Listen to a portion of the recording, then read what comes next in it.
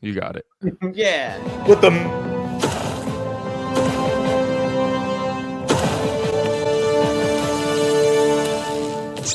Wait a second.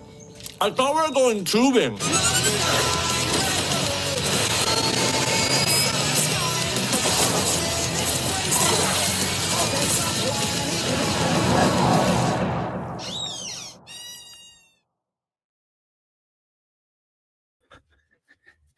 I'm doing the Sonic run, or at least just the running in place thing.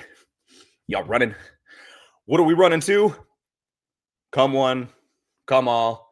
We are here, everybody, at the Rubber Duckies nominations. Yeah, that's right. That's right. In case you're wondering where the yellow coat is, okay, it's not the Rubber Duckies quite yet, but it is still the time to be here because that time of year is always so exciting. And what is more exciting to get this thing going than by knowing who the people are that are nominated for the awards that you yourselves will be able to vote for? That's right. In case you haven't gotten a chance to check this out before, the Rubber Duckies is not just the best award show, but the one that is specifically brought to you on YouTube so that you yourselves are allowed to actually vote for this stuff instead of the Academy, who's full of a bunch of who-know-whos. I'm sure they're all wonderful people. With that being said, for those of you that are joining us live, thank you so much for being here. If you're wondering why we're late, thank you so much for being here. For those of you that are catching this on the replay, thank you so much for being here. Make sure that you hit that like, comment, subscribe, and every other typical YouTube thing you would hear from this point forward. All right. Sounds like that minute and 40 seconds or roughly there is, just good enough to get us started. So without further ado, ladies and gents and everyone else that's joining us, I have my other squad members that are prepared to take this on and announce some announcements with me. So let's bring them on in, right? So, in no particular order, let's go ahead and kick this off here. We have the man, the myth, the legend. I like to say that a lot because this way none of them know who I'm talking about, because I could be saying that about anybody. But we're going to go ahead and first and foremost bring on out here the man that's lost in the reel, Sean. How you doing, bud? I'm good. How are you doing, Jace? I mean, fantastic, because anytime I'm here with you guys is just a good time to be had, no matter what we're talking about. But my gosh, is there many things to be talking about that are better than this? No, honestly, this is my favorite time of year. It is award season, but it's also Rubber Ducky season. And I am always so excited to share our nominations with everybody and get voting started for the public. So I think we have such an amazing array of films and television that we're going to be celebrating today and for everyone to get to vote for. So I'm excited to see what everyone thinks of the nominations. Well, just as I am myself. Well said there. And yes, right, I think we got a nice variety in here. Maybe some things that don't get as much love in other places, but we shall see. We shall see. In the meantime, let's go ahead, keep the roster filling on up here. If we could please get out, excuse me, calling in the Mr. Man of Movies. Unfortunately. That's Dan. Also a man of movies, though. That's okay. Yeah. John had to step out for a second, I guess. Oh, so okay. Next, but I'm here. But I'm here.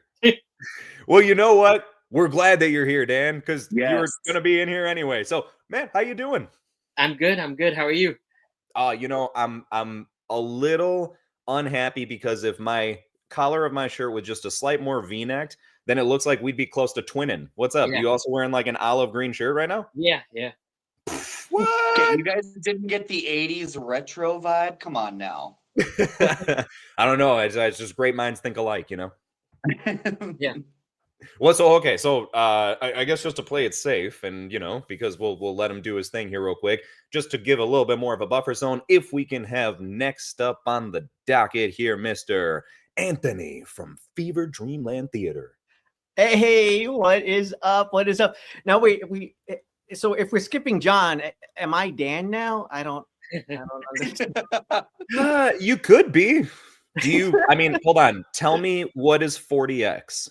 Oh, geez, that's the thing where like everything's flying at you and the seats are shaking and wind is blowing at your face and all of that good stuff, right? I'll Right? take Your it. day job, Anthony. All right. Thank you so much, Jace, guys. It's awesome. Thank you for being here. Rubber Duckies 4. Let's do it, man. I got the the nominations here, and I'm like fucking Tom Holland. I'm ready to explode and start leaking all over the internet. So let's just get the show going. And I can't wait. I'm happy to see the chat is live. We have some of our friends are back here, man. I miss doing this show so much. And whenever I see all of these names pop up, it's a I pleasure. know. Oh man, I also awesome. just got a chance to see as far as the comments. What's up, everybody that's here? Drew, Thank you. Patrick, Bring up the Eric, comments real thank you quick. guys. Say hi to everybody. Yeah. Let's see. So Sin is here. Sin. Oh, Hey, Sin. oh, we're being reprimanded. And then let's see. We have the View with Drew. Hey, Drew. Hey. What's up, Drew? What's going on, Drew? Thank you for being here. Hey, And- everybody, check out. By the way, Drew had a mini award show, yes. right? As far Yes, as He not that did, long. yes. Mhm.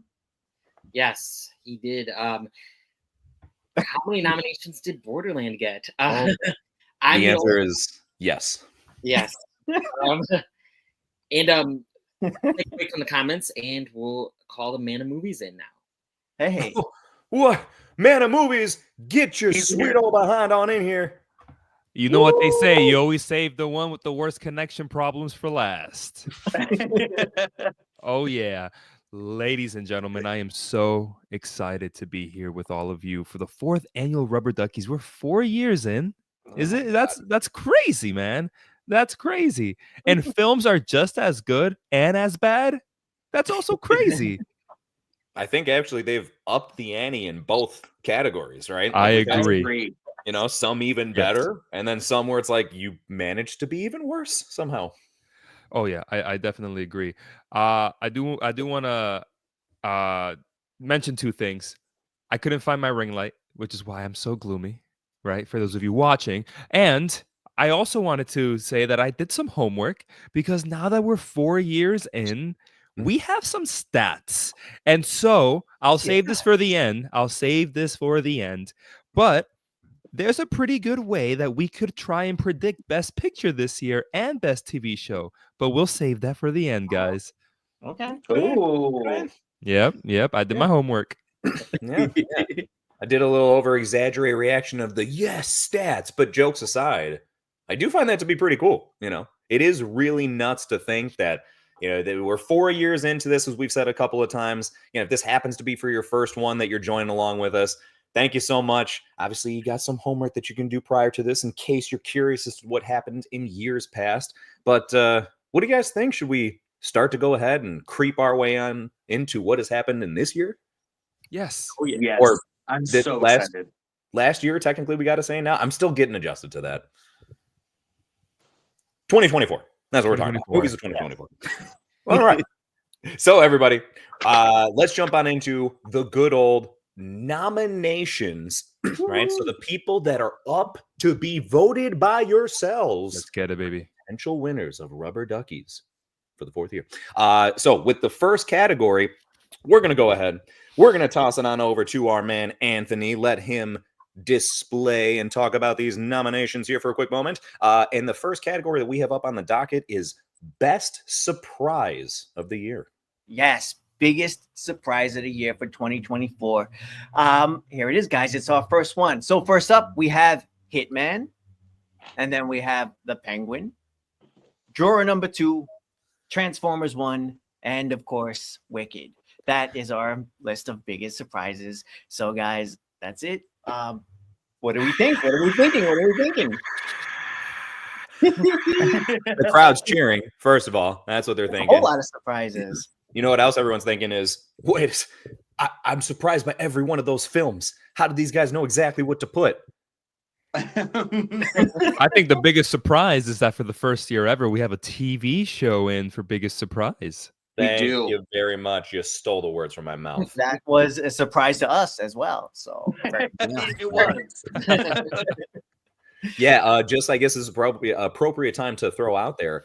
Not for all the categories. Okay, we do want to make it very clear that some of these, well, some of them are obvious that they have to stick to movies or film, right? As far as like leading actor, of course, that's leading actor in a film. And then we have a separate category for leading performance in TV. But there are just a couple of categories that we took a look at and thought, after much deliberation, of course, perhaps there could be a blend of film and TV here. And you know what? It just so turned out that we felt that that show was as much of a surprise as these other movies we have in the category. So, guys, we feel obviously that Penguin is a worthy addition, and you feel like it's something that the masses might agree with. Absolutely. Yeah, no doubt. Jason, you were the one who was saying like initially you weren't even so hot on the show, maybe from the trailers, and then we ended up doing a stream on it. That's a plug, guys. Please check out our stream on the Penguin. So yeah, that was definitely a surprise. I think that hit a lot of people over the head. It was just like, where did this show come from, and can we please have some more? Yeah. Yeah, I personally think that, as far as being someone who's a huge superhero advocate, I can't say that there was any part of me that was looking forward to a Penguin show. And my gosh, did they knock it out of the park. Let's see. So, okay, Sin's already got her vote. I believe it was Patrick that was thrown out there about that Hitman was definitely surprised. Yes, it was. Hitman was a huge surprise. Very fun.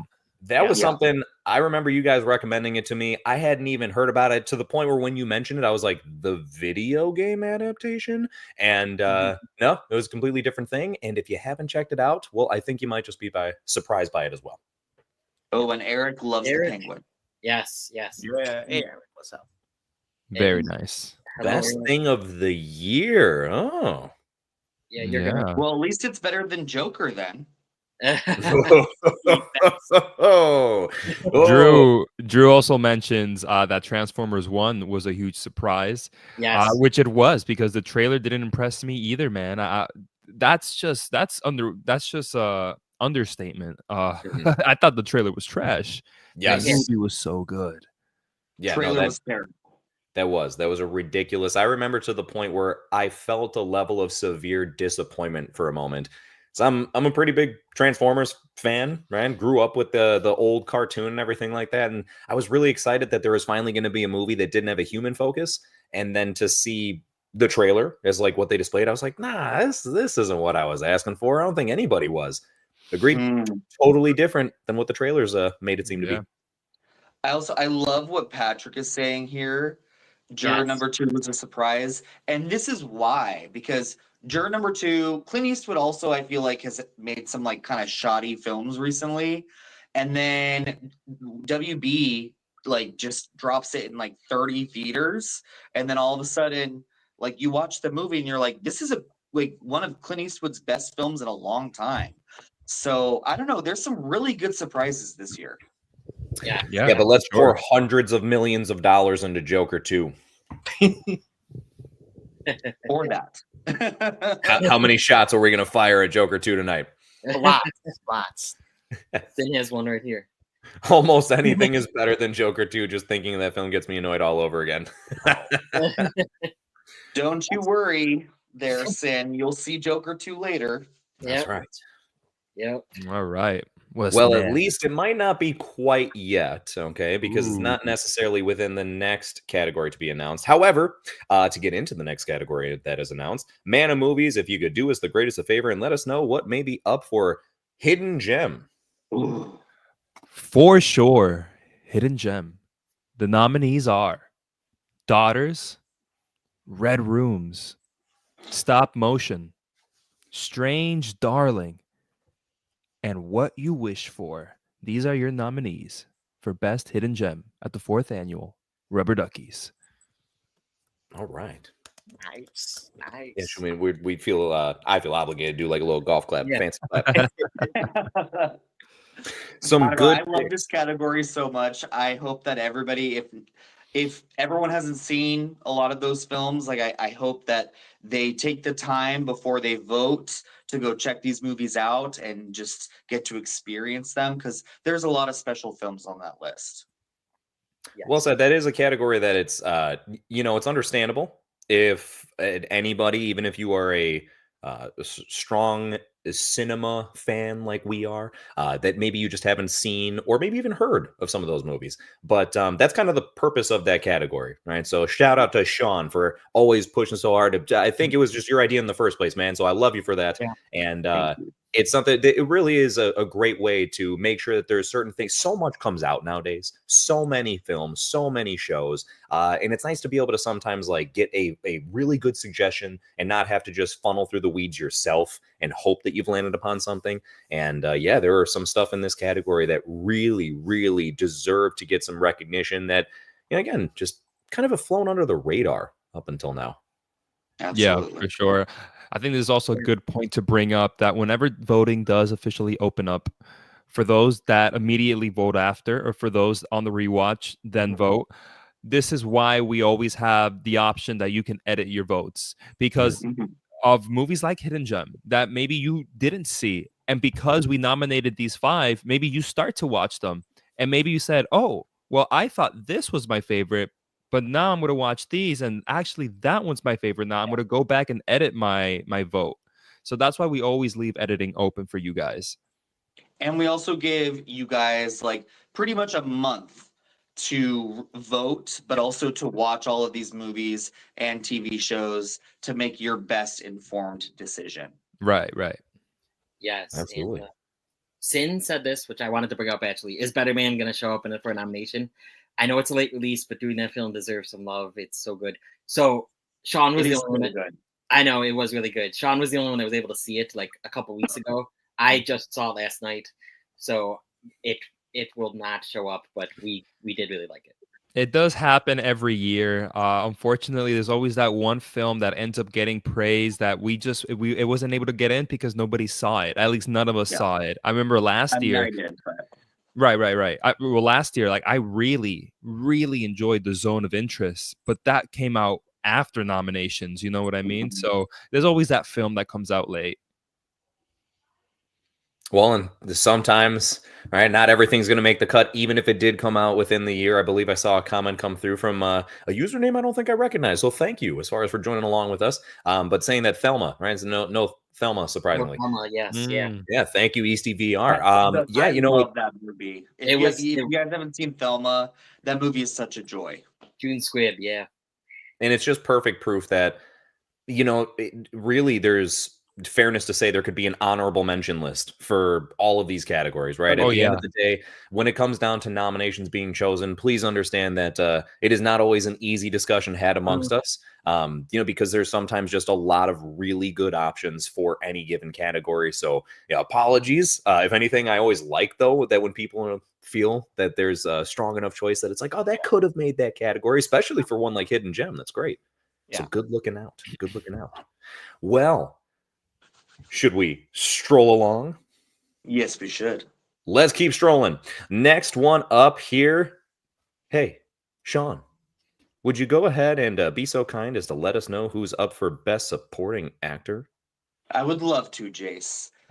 Best Supporting Actor at the 4th Annual Rubber Duckies. The 5 nominees are Clarence Macklin for Sing Sing, Kieran Culkin for A Real Pain, George McKay for Femme, Nicolas Cage for Longlegs, and Yura Borisov for Anora. Ooh, love this lineup. This is a strong one. This is a strong one. And I just want to say that it's going to be tough to beat out Nick Cage at his Nick Cageiest. Right, and it's like a good Nick Cageiest, not like a Wicker Man Nick Cageiest. Yeah. Like Yeah. he went up there, but he found the right tone. Mm-hmm. Yeah, I mean, Nick Cage and Pig was amazing, and we also nominated him at the Rubber Duckies for that. So, But he wasn't Nick Cagey in that movie. yes, like this is Nick Cage being Nick Cage, and it's insane, and I love it. Yes. Yes. Yeah. There was someone who just told him, go for it. And I thank you to whoever that person was. Osgood Perkins. Yeah, Patrick throwing out there Nicolas Cage was amazing. I heard, yes, we can confirm that is indeed the case. You know, obviously with performances like that are so out there, I think you're going to have some people where undoubtedly it's going to be a miss. You're going to feel like some people think he went too far or did too much. I feel like it was just in the right tone of creepy and weird and what it should be. And it's just a very unique performance. There's not really anything that's similar to that's out there right now. And that can be kind of tough to do when you're trying to portray a character like that. Yeah, I mean, speaking to Jace's point, Sin said she loves Nick Cage, but man, his performance actually annoyed me in Long Legs. Whoa. I can see why. I get it. I do too. It is a Yep. performance that is swinging for the fences. Yeah, 100%. Yeah, it's just one of those where I feel like for us in particular, that it happened to land more than not. There was only one moment where he like kind of sings for a moment, and it just made me like love everything that. else I felt like was creepy and good. The part where he sang, I was like kind of laughing. I was like, It That's works funny. though. I loved it. It does. Man, but I mean, we have some other heavy hitters in there, man. Clarence Macklin, for those of you that haven't seen Sing, Yeah. I mean, that Yes. could have been a hidden gem in and of itself. If only I knew that the other award shows weren't really gonna care for it, I would have probably put in Sing Sing for hidden gem. Because Clarence Macklin in that is heartbreaking and Yeah. oh dude, like so good. He's just so good in that movie, and he's basically playing himself and what he went through when he was in Sing Sing prison. Yeah. It's such an authentic performance, and it's so real, and I love him in that movie. I think it's so good, and the fact that people are just not voting for it, I really don't understand. Like, I know the critics have seen it. Like, I know these voting bodies, like everyone Right. voting for Globes and stuff, like they've seen Sing Sing. I know that they have because they get screeners. So the fact that they're not voting for it bewilders me a little bit. The only other one that I wanted to mention anything about real fast was Kieran Culkin in a real Right. pain, because I just feel like that is such a usually when it comes to performances, most of the time it's things that are like very, very emotionally based or like overly dramatic, or things that are like very much caricatures that are kind of brought to life.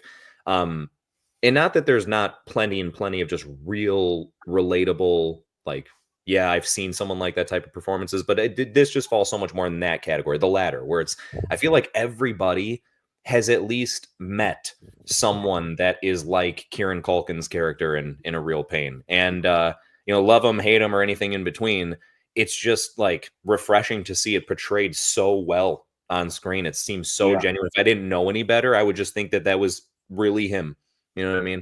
And I So think props to him for that. it is honestly a little bit him. Oh, yeah, but for that's for sure. okay, because I think it's just such a great performance, and he really shines as himself. So Right. I mean, quickly on my end, I am such a fan of Yura Borisov in the Nora just because it's such a meek performance, but it's all about presence with him. While Kieran Culkin is like almost low key a lead in that movie, Yura Borisov is like almost so in the background that you're like, wait, is he really supporting? But it's not till like you start going through the movie, you go, wait, yeah, it's the presence, man. He is definitely a supporting player here. He does also a really good job, I gotta say, of acting really well and portraying a lot of emotion without having to use a lot of dialogue. Like, I know this is going to sound like it's a really funny analogy here, okay? But it reminded me of Tom Hardy when he was Bane, because he's wearing and he can only act with his eyes, right? He has to try and convey so much with really just this part of his face, because he's wearing a mask for the bottom part of it. Now, obviously, this guy's not wearing a mask in Anora, but it's more so like he did such a good job of kind of like he's very laid back, right? He doesn't express a lot of emotion, but he expresses just enough to where like you always know what he's thinking or feeling when he's looking out for Anora, when anytime he's like noticing that like she's going through something, he's just like he feels the awkward tension for her. Like that type of stuff is displayed very well within his performance, like in his body. I love one of my favorite scenes of him is when he's like, I think he should apologize. I'm like, oh yes, finally. that's a great scene. Yeah. Finally. Yeah. And what a silly thing to have to stand up. Like, I don't know, man. If the mother to have to like stand up and be like, he's not apologizing. And it's just like, oh, Lord. Come on. Like how immature can this whole situation be? Great lineup, guys, for real. Yes. Yeah. And who knows? Maybe we will see that up for some other things. Speaking of other things, it seems like a pretty appropriate time to get to the next one. Hey, Dan, You know, we just talked about supporting actors, and you know, sometimes we should also look at the other side of things, like right now, and talk about supporting actresses. Yes. So, supporting actress at the 4th Annual Rubber Duckies. Adria Arjona for Hitman. Ariana Grande Butera for Wicked. Dolly De Leon for Ghostlight. Margaret Qualley for The Substance. And Zoe Saldana for Emilia Perez. All right. Very nice. Yeah. Goodness gracious, great. Well, I should maybe choose different words there. Great something else. Maybe not balls. Something else of fire. Anyway, with the choices there, some really good ones. Guys, I got to first mention about Margaret Qualley. I've never heard of her, seen her, nothing as far as like. I think you have. I think you have. You have definitely seen Margaret Qualley before. Maybe you might not remember. She's been in a lot. That's why. Okay, because yeah, good point. And where? I feel bad asking that, but I No, you're good. Yeah. You ever seen Once Upon a Time in Hollywood, the Tarantino movie?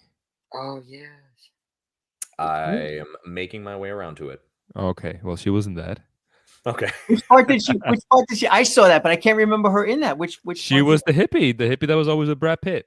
Yeah. Mhm. Yeah. right. Nice. Okay. Yeah. And she's in the show Made on Netflix, which was fantastic. And she was in this movie I don't recommend, Driveway Dolls. Oh, Uh, dude. Oh, yeah. Yeah, no.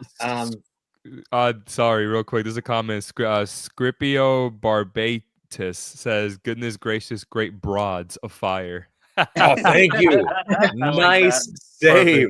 Perfect. Nice save. Goodness gracious, great broads of fire. That rolls off the tongue really nicely. That was It that was really well put does. together. Yeah, no, Money Qualley and Grande. Yeah, I'd say those are some pretty strong choices there. Yeah, the only final thing I'll mention about Margaret is again, having not feeling like I'm too familiar, maybe is the best way to put it, with her work. I thought she really put in a strong performance, and that is saying something when you compare it next to Demi Moore's performance in that, because I think she really brought the heat, and you know, it's hard to kind of stay on a similar wavelength as that. And I felt like they just really both did a good job of bringing similar levels to each other to be able to kind of make it seem as though they really are, without trying to give a heck of a lot away, but one and the same character, right? Right. Yeah. I've got to mention Zoe Saldana. I know now it's been almost more than a week now since the Golden Globes, and it has become a trend to hate on Emilia Perez now. Mhm. I mean, I don't want to say that I get it, but I kind of get it. That being said, man, Zoe Saldana and Emilia Perez is absolute powerhouse. Yes, it's It's exceptional. almost category fraud to have her here because of how big of a role she plays in Emilia Perez. That's such a funny way to phrase it. You're right. Get her out of the category. No, no, I That's a consider valid choice. Yeah. Well, no, otherwise, as far as, right, a lot of good ones. And then obviously you can't, right, completely overlook, as mentioned, Ariana Grande, right? Wicked is just, yeah. Wicked's just too big of a powerhouse of a film in general to be overlooked. Yeah. And I don't want anyone to overlook Dolly De Leon because she's this amazing powerhouse Filipino actress who was in the Oscar-nominated Triangle of Sadness, which me and John hated. Yes. Yes. But we loved her in it. And she's in this movie Ghostlight, which is such a special, incredible film that I hope more people also check out. But Dolly De Leon is amazing. Well, if you haven't seen all those performances, looks like you got yourself some fun homework to do. Yes. Yeah. For sure. On to the next one. To move this along here, let's see, Jace, you know, if you wouldn't mind going ahead and just telling us what the best popcorn flicks are. Sure, Jace, why not, I guess, since you asked so kindly there.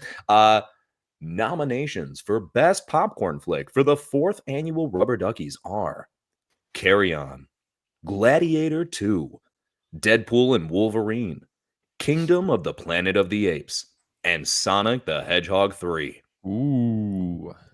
Goodness gracious. Goodness Thank you, gracious. First of Jace. all, Jace, thank you for reading off the nominations with such enthusiasm. I really appreciate you for that. No worries. It's the least I could do. Second of all, some great popcorn flicks in there. I mean, I don't know about you, Yeah. but I'd have a whole darn bucket to myself for any of these. I love that. I love that. Yeah, man, like for real, like really, really good movies. I'm actually happy that we took out superhero movie for popcorn flicks because we could Me put too. superhero movies in there, Mhm. but also other movies that deserve to be recognized. Yeah. Also, Yes. superhero movie would be really, really bad this year. Oh 'cause there'd be Lord. like one nomination. Yeah. So I feel like The nominees for popcorn best flick- superhero movie are Deadpool and Wolverine. And the winner is The Crow. I am also, as far as the comment came through about glad that Deadpool 3 and Sonic 3 are getting love and recognition, everything. Yes. 100% very, very pleased about that. Can't stress enough. Already mentioned once. Might as well throw it out there again. Love me some superheroes. And, Deadpool 3 was like a very, very big anticipation. Been a lot of talk about that going on for a very long period of time. Was very curious to see what rumors and leaks ended up being true. And I just feel like, thankfully, it really, really satisfied on multiple levels and brought a level of attention to Marvel that it desperately needs at the moment because it's, obviously kind of a mixed bag depending on who you speak to. And as far as Sonic 3, it's one of those where I grew up with the Sonic games. So I don't know about you guys, but I'm just really kind of almost flabbergasted and pleasantly surprised that there is an entire trilogy of movies about this character now. And that has been done with like such care. It still makes me think how crazy it would be. And someone posted a picture of like how all the characters would look if they kept the old design of Sonic. Can you guys Really? imagine if they stuck with that? I'm curious. God, I'm no. curious. I am perfectly fine with Ugly Sonic remaining in the what was it? I believe it was in Chip and Dale. Chip and Dale, yes. Chip and Dale. Ugly Sonic and Chip and Dale was great. I love that movie. And the rest of us will keep the cute, cool Sonic who looks like pretty much like the famous one from the 90s. Yeah. The ugly one seems like really, really well attempted A for effort fan art. But it's like you should also maybe stop because this is starting to turn into nightmare fuel. Oh, the Right. teeth. Yeah, the whole thing was weird. Imagine that as a popcorn bucket. Oh, Yeah, those teeth specifically. Eric, mentioning as far as that Joker 2 is better than Deadpool and Wolverine. Those are fighting words. So I realize that none of us live in Canada, but fisticuffs shall be thrown. And if we need to cross borders to do so, I guess what needs to happen will happen. I'm just joking. You feel how you feel, but you're wrong. But you feel however you feel. I love that Eric has his opinions, and Yeah. they're always very opiniony, and that's great. They're yeah. very- And to be fair, Eric has a friend because somebody else, I believe it's EastVR, said that Yeah, they like to. Also, Yeah. really like they like Joker Joker too. So we won't go as hard on it, but we will. Oh still no, go- we will. We will. Yeah. It's just go- okay no, if you we- liked it. We will still go hard on it, not as hard. His opinions are very opiniony. You mean biased? Yeah, that was such a great way to phrase it. And hey, look, if you really did like Love it more, your- then that's Oh, what's yeah. the beauty of all this type of stuff, right? Is the fact that it's all subjective opinion. And it's Absolutely. interesting because at the end of the day, we could all sit here and argue until our face is as blue as the background behind us, but no one could ever actually prove that we're right because you feel how you feel and we feel how we feel. And that's also why we're interested to see where the votes lead. Yes. As far as anything else with the popcorn flicks, the only other thing I would mention is I do think it's really cool that with how many entries we've gotten within the Planet of the Apes franchise, that Right. we have one that is still strong enough to be able to make it into a category. Oh, yeah. Because this easily could have started to feel like really played out by now. And props to them for, being able to take a fresh angle at it. I'm happy to say that's kind of the reason that one ended up in there. I just thought that movie was way better than it had any right to be. But I mean, again, the franchise has been holding up. I guess I was waiting for it to fall off, and thankfully it hasn't. I'm No, still man. Hasn't. I agree with you, Anthony. I mean, the fact that you put it in here is awesome. The Matt Reeves not being connected to Planet of the Apes, and it still was a banger. Mhm. That's awesome. Well, and then especially I feel like, again, it's one of those where it makes the most sense to take as big of a gap as they did within the story. Mhm. It's it's also a bit of a risk, you know what I mean? Because it's questionable as to how much interest there would even be. It's like, well, the biggest thing about with those 3 movies with Matt Reeves trilogy is Caesar and his story. And if it's like we're just, going so much past that, again, could be interesting, could easily have not been. So yeah, once again, I really give him a lot of credit for taking a task like that and doing what you should be doing within movies, right? It's proof that you can take an IP that has been around for a long time and still keep it fresh. You just gotta season it right, mix it up a little bit, Right. give it a little shake and bake, so on and so forth. Speaking of shake and bake, let's shake this on up here. Anthony. That would be me. And That's right. And do you mind if you'd be so kind? There is a subject that, not everybody's always like looking forward to this because, we don't always like talking about the worst of stuff. But do you mind just. I'm sorry. That's whenever. Wow, he actually burped. Made me throw up. Dude, because worst film gets me to get, hey, I got to commit to the bit, okay? Because it's worst film. All right. So Anthony, you mind getting us set up with what are the nominees for worst film? Well, guys, I'm sorry to say this is our list for this year, and it's a mixed bag of something. All right, first up we have The Front Room, then we have Joker 2. Sorry, Eric. Kraven the Hunter, had to be on this list. It was basically mandatory, right alongside Madam Web, and we're gonna round things up with the piece of crap known as Night Swim. There we go. Worst films of 2024. What a nice one. We're gonna end it off with the piece of crap known as Night Swim. Oh man. So we could practically call this a list of unwatchable movies. I don't know. These are the types of films that they just frustrate you because in so many cases you feel like there was so much potential there and it just went down the drain. Oh yeah.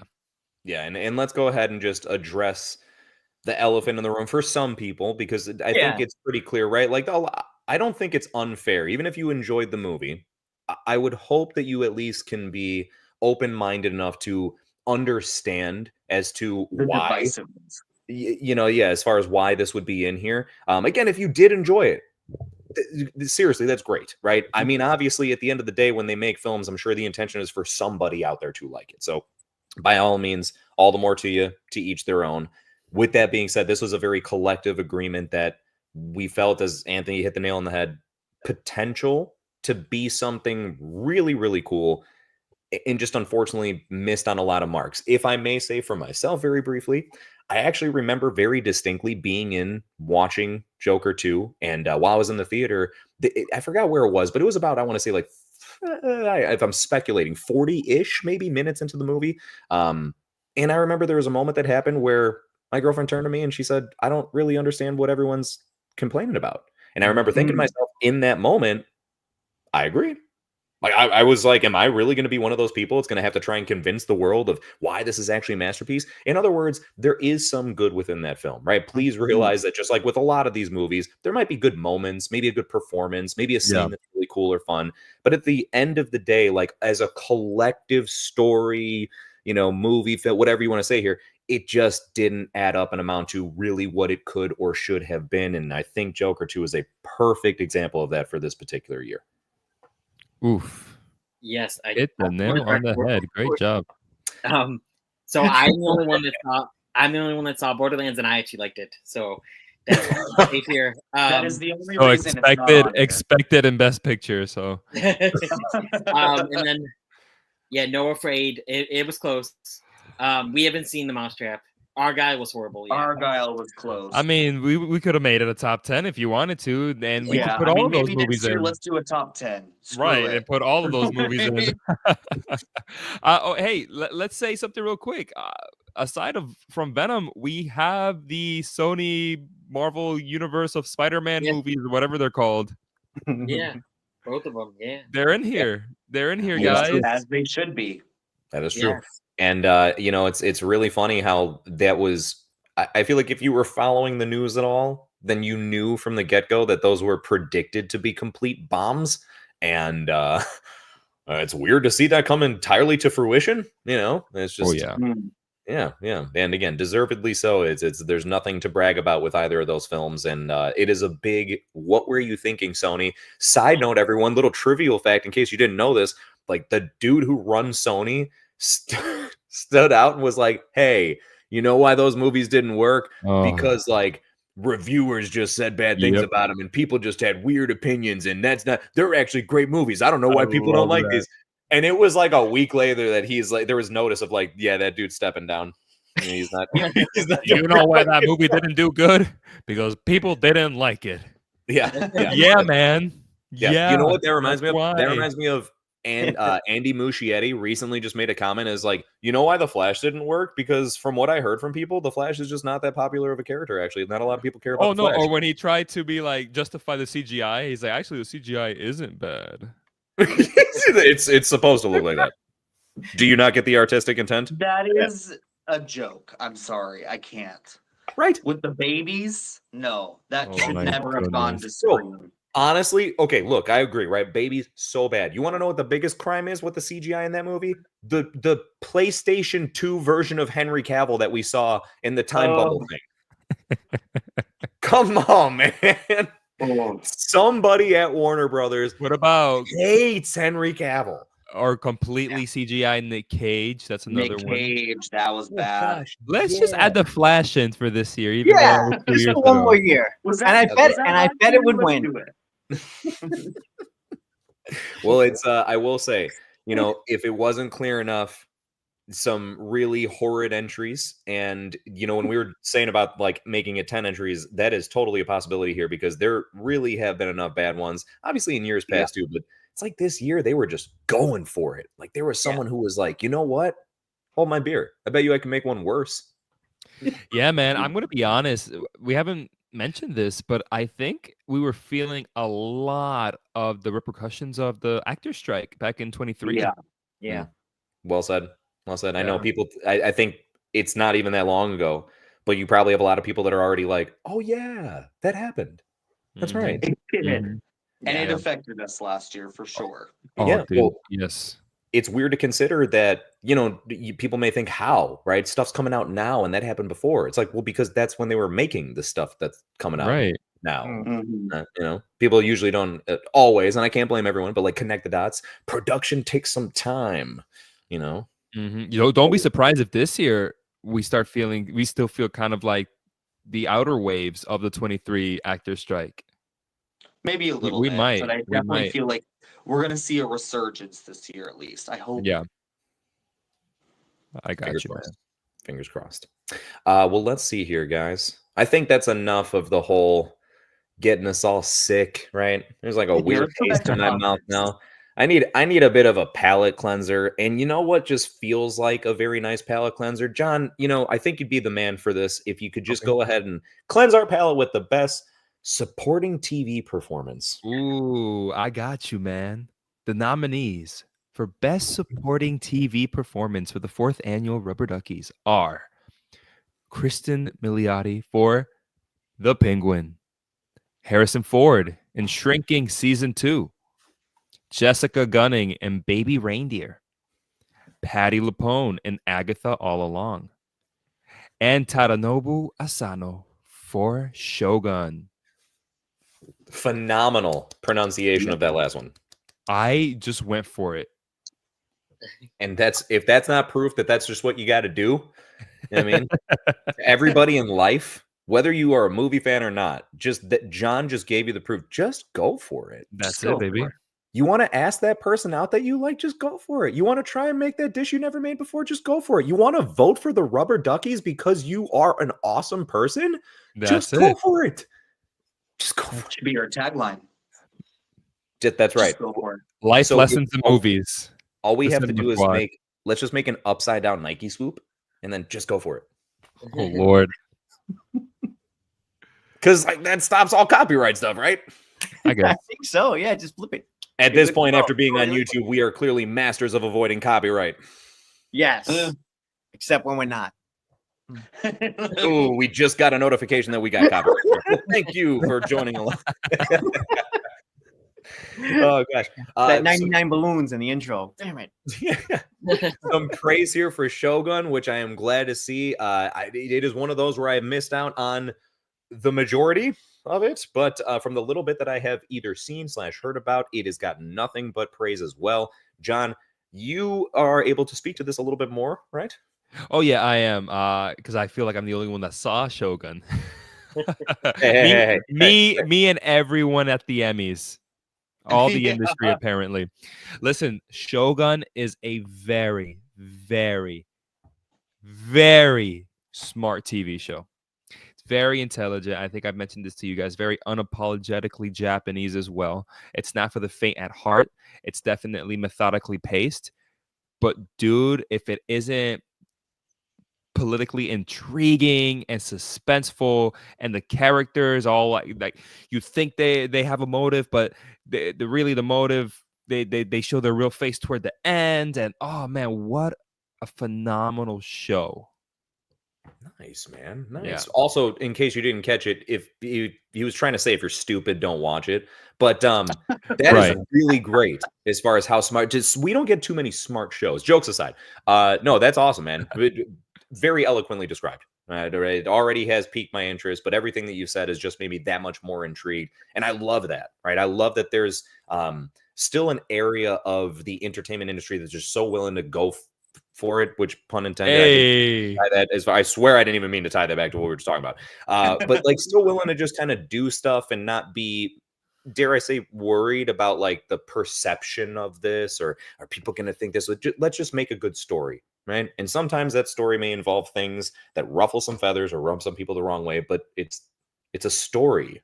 It's not always Right. going to please everybody. But Mhm. yeah, no, it seems like that is one of the shows to be seen for sure. And can we go ahead and talk about Kristen Milioti here? We have Mhm. to. We have to talk about her because she was amazing in the Penguin. Again, cheap plug. We did a stream on this a little while back, and I'm just gonna mention that for the second time. You guys are welcome to check it out. Yeah, she was great. She was like threatening and just sinister, and she just was able to just have this presence throughout the show. It was just amazing. And it held your attention the entire way. Did you were you like rooting for her? I'm just curious, or were you rooting for the Penguin? Rooting for her. Really? Okay. Oh yeah. Because it's like At some points, It's tough. Yeah.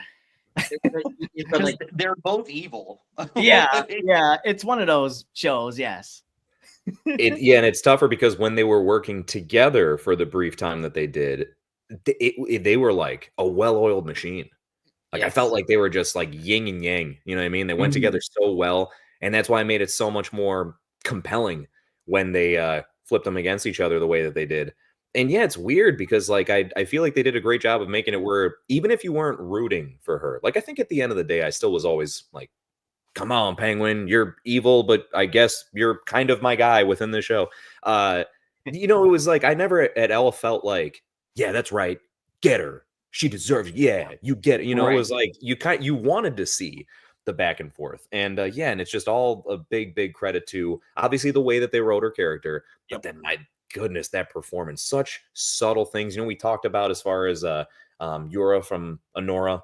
And his like the subtlety within his performance that spoke so loudly. I feel like Kristen's another great example of this. There's certain little moments where just her eyes would portray so much. She's got such vocal eyes, if that's like a way to phrase it. And yeah, and like a scary perform, like very intimidating for given the fact that she's physically not an intimidating person. And the only last thing that'll bother throwing out there is when you get a chance to see it all the way through, or without getting too much into the depths of the story, you get a chance to see like how she was prior to being as villainous, dare I say, as she ends up becoming. And my goodness, does she do a great job of representing both. Like they're completely different people. Like it's a transformative thing. And I think that's already impressive enough to play a character believably, let alone play a character that transformed into another version of that character and it still be just as believable. Absolutely. Agreed. And I also just wanted to throw in like another nod for Jessica Gunning, who I had to have her on this list. I guess this might be sort of spoilery, but like there was definitely like She was in Baby Reindeer, and it was definitely Kathy Bates sort of vibes. I Oh, haven't seen yeah. Wow. an intense performance in many years. Guys, if you haven't seen it, people in the chat, whatever, absolutely check that out. It's a quick watch. It's on Netflix. I think Sean, you probably put me onto that show. Thank you very much. Very good watch. Highly recommended. Her performance alone is also makes it well worth a watch. Yeah, everyone needs to see that show that hasn't watched it Yeah. yet. There has been Good definitely watch. some good TV this year. That's for sure. Yes. And I guess what a better transition since we're, so hyped up about TV right now. My gosh. Sean, can you perhaps follow along with the best leading TV performance? Oh, I would love to. Best leading TV performance at the 4th Annual Rubber Duckies. We have Kate Blanchett for Disclaimer, Hiroyuki Sanada in Shogun, Colin Farrell in The Penguin, Richard Gadd in Baby Reindeer, and Walton Goggins in Fallout. I'm so happy we got Walton Goggins in there. Me too. Yeah. Really. I almost forgot we had him in there. But Fallout was such a great show, and Walton Goggins in it, man. Wow. He's so good. Yeah, Chewing man. scenery. He carried that Yeah. show, in my opinion. Like, I know, I get it. He's maybe not perhaps the I know there's like 3 main focuses for sure, but I feel like they lean a little bit more into the girl's story than anybody else's, perhaps. Like, it Sure, I kind of think sure. she's great too. which, yeah, absolutely, 100%. But yeah, I think with Walton, the one thing is just he does such a good job. Whenever someone has that much prosthetics, where we can simultaneously talk about 2 different people at the same time Okay. within this category, Mm. whenever you have that much prosthetics and you're still able to convey such a performance, just hats off to you, right? I mean, I think that that's such an impressive feat. And if anything, he mentioned about some restrictions that came along with his prosthetics, like as far as the way that he was speaking. He found out that he couldn't move his mouth like the way he wanted to, but he said that actually enabled him to put that into his performance. So he kind of like utilized that as a way as to how he would talk, and how it would fit the character. And I just always think that's cool when someone can take a potential negative and flip it into something that benefits them like that. And then, look at and managed to get him into a nomination here. There you go. And then do we even need to say anything about Colin Farrell as the Penguin?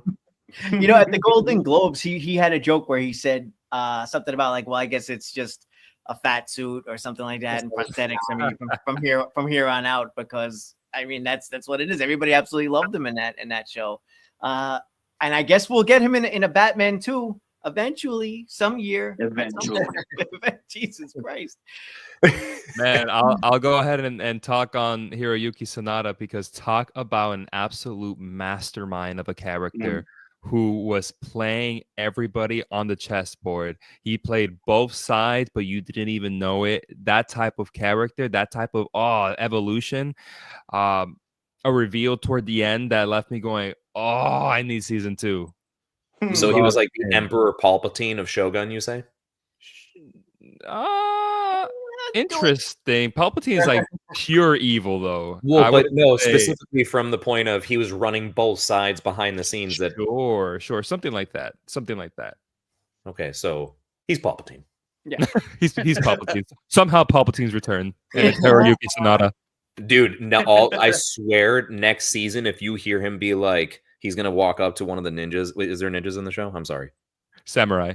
I'm sorry. Oh, my bad. So he's gonna walk up to one of the samurais and be like, "Execute Order 66." You're gonna be like, "Dude, come on, man, come on."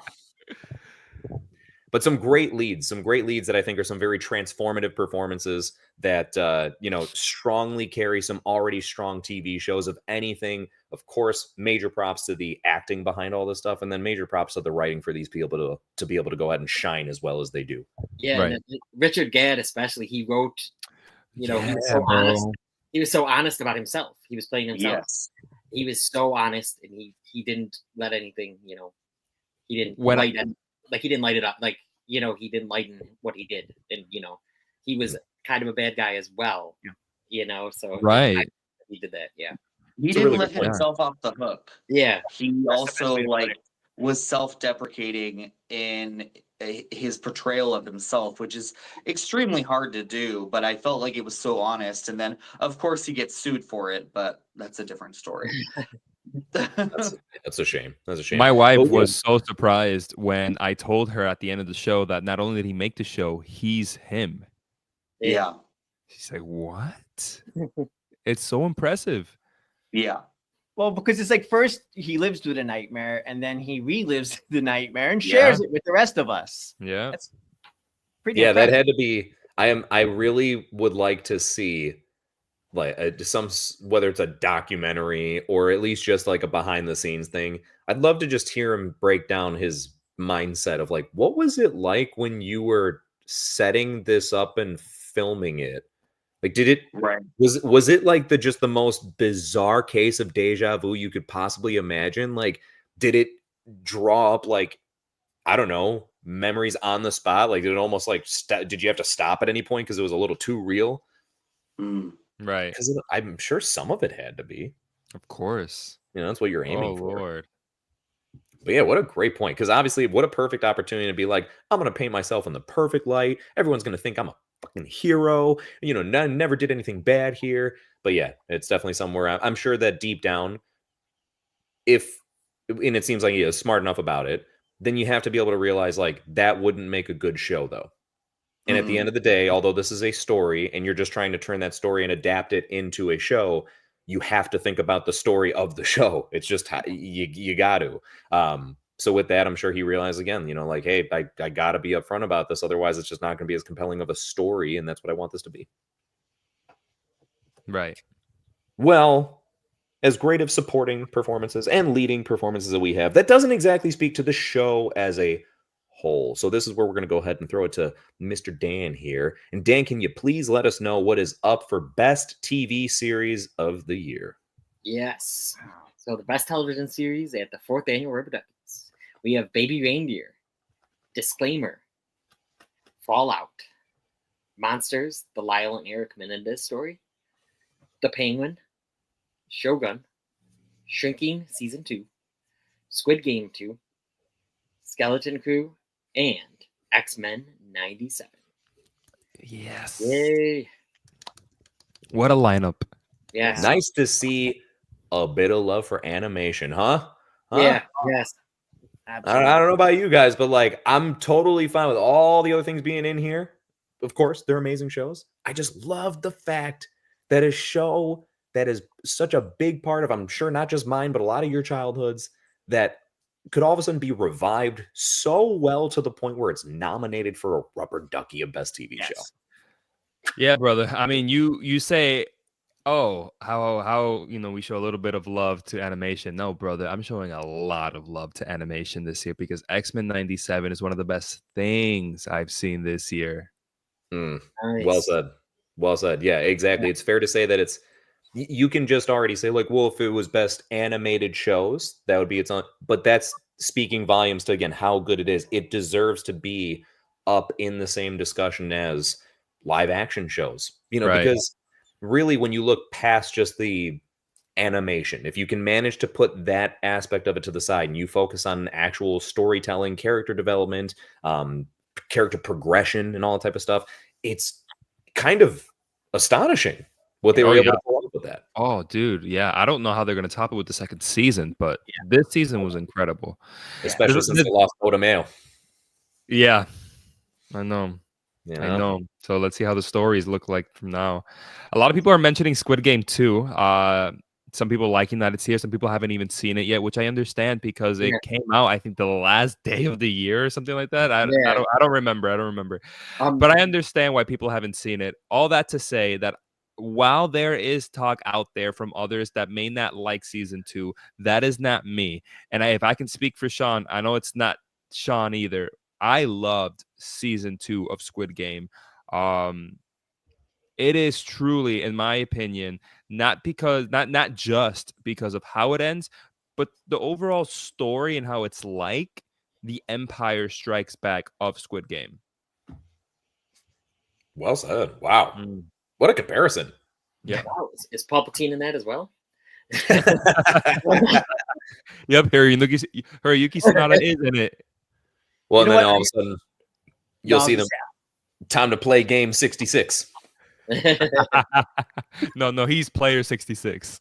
I was gonna use that as a transition to kind of work into like a Star Wars skeleton crew type reference, because that's a show that I'm loving and managed to kind of get it on this list. And tomorrow's the finale. But yeah, it's good to have some good Star Wars again. So I just want to put that out there. So if you haven't seen Skeleton Crew yet, absolutely check that out. I know we may have been put off, Star Wars fans may have been put off from The Acolyte, or the show that we really don't want to talk about too much. But yeah, absolutely check out Skeleton Crew. It's some good stuff. Fans of Goonies, fans of like that 80s Spielbergian type flavor. There's something there for you. Absolutely give that a watch. I gotta get on it.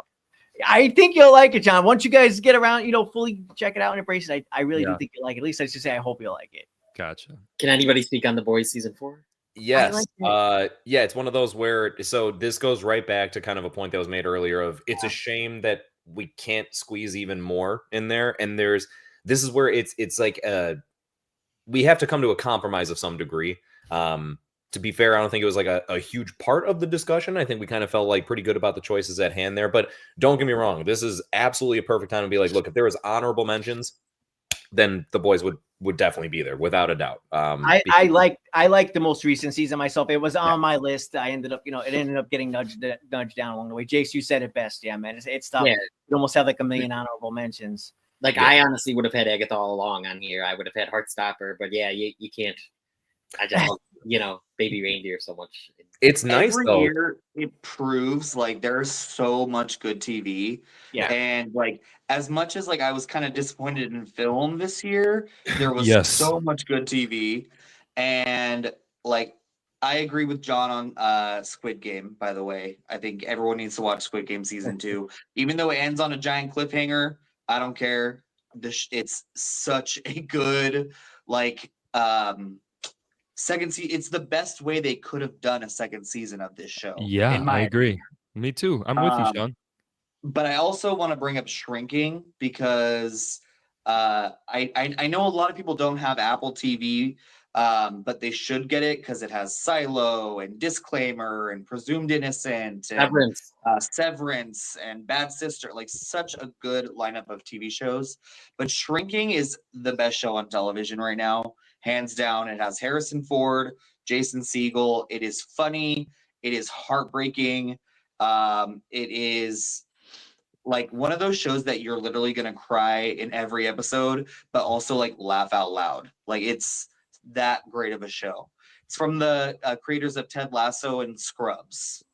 So it's a special show. I hope more people begin to discover it because I hope it continues. If you guys are ready, and if you'll indulge me, I do have my first of 2 rounds of stats. Ooh. Yes. Okay.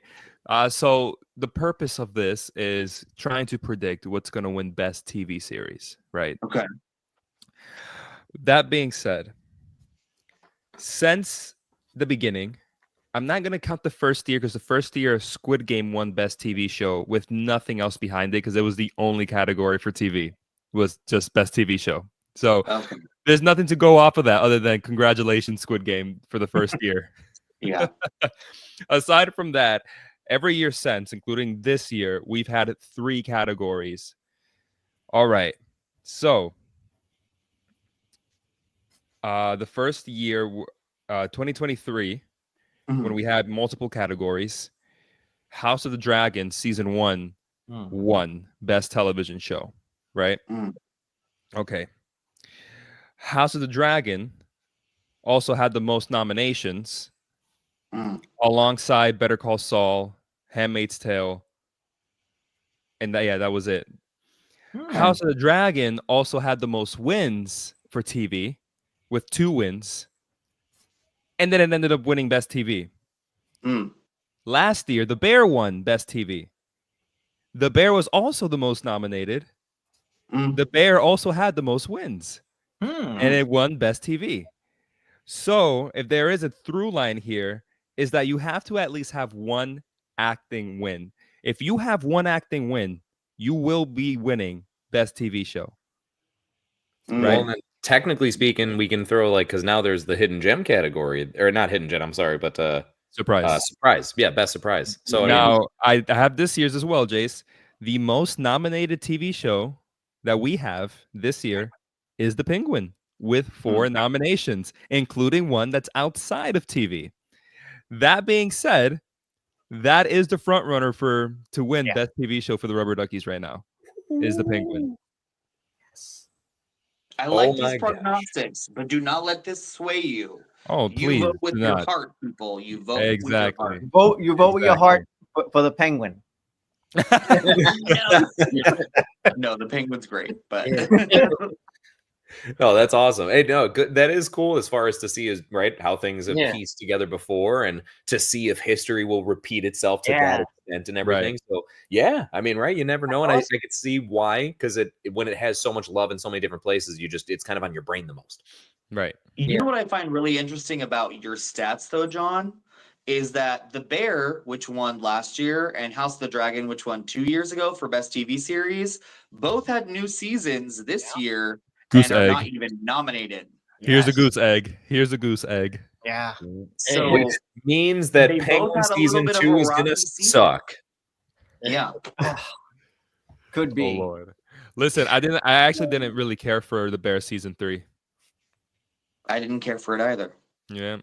That's what Well, for what it's worth, I did like season 2 of House of the Dragon. Didn't quite make the list, but I did like it. But a lot of mixed reviews on that one as well.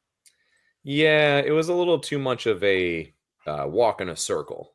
I Yeah. think that's Yep. what it came down to. There are certain things that are complained about that I don't think deserve as much like smack talk as what's being given towards it. But at the same time, yeah, I can't sit here and defend it too much. Still entertaining. Yeah, still entertaining. Like I don't feel like I regret watching it per se. However, it's a bit risky of a move to do that type of a story after the delay from season 1 and then knowing there's the a couple year gap before season 3. That's the only part where it's like there should have been a little bit more they gave us ideally. The only other part real quick when it comes to TV shows and how they're ending. You guys had mentioned about Squid Game. I haven't seen the second season yet, but with this whole talk about it ending on a cliffhanger, you know what? I haven't even seen the cliffhanger and I'm already going to go ahead and throw out a little bit of defense for it. I don't understand where this hate derives from for things ending on a cliffhanger like that. Yeah. It's to build up intrigue, more intriguement is if I'm describing that right. It's to make you more intrigued. Intrigue. Yeah, and it's mostly to just kind of keep you as far as on the edge of your seat to want more. Now, am I advocating that they always have a cliffhanger for everything? No, it doesn't always work, right? And it could be played out if you do it too much. But when you look at things like Squid Game season 2, you already know season 3's around the corner. And if you don't, guess what? Season 3's around the corner, right? Yeah. And then as far as another perfect example from relatively recently, Across the Spider-Verse, right? Ends on a huge cliffhanger. Everyone's like, oh my gosh. Well, I get it. It may not be instantaneous, but you know that Beyond the Spider-Verse is coming. In other words, I guess my main point is cliffhangers are a really cool thing if they've left you in a position where you're like, oh, I'm devastated. I need to see what happens. Good. That means it did its job. What you should be devastated by is if there's ever a cliffhanger and then the show or movie never continues. Right? Yeah. It never gets a sequel or it never gets another season. Oh, there you go. Well, okay. Now, so see, right? Perfect. On that note, Right on the same page there. Right on the same page. Yeah. But yeah, again, biggest thing is I agree wholeheartedly. If you don't know if there's going to be a continuation, then yeah, that sucks. It's like, what are you doing? I think that's why people have such an annoyance with cliffhangers, though, because Netflix is so quick to be like, let's put out this great show and it has a cliffhanger for a season 2, and then we're going to discontinue it or cancel it or whatever. And then so people are sick of cliffhangers because they're not getting any sort of like satisfaction from any kind of satisfying ending. Yeah. And I don't know. I just feel like that's why people don't like it now, because like these studios are so quick to cancel shows if they haven't caught on yet. And Right. something like Stranger Things that's taking 8 years or whatever. Or that. In Like, between Jesus seasons. Christ. Like, when did Stranger Things, the last season, come out? I felt like I was 5 years old. I think I was a freshman in high school. Yeah. Like, They're all gonna come back with like receding hairlines and beer guts. You guys, you see that that crazy monster over there? Hold on, I'm still burping up some black goo. Also, I have homework. I'm a junior in high school. Yes. Guys, you know I can't be out this late chasing these demons. I got to pick up the kid from soccer practice.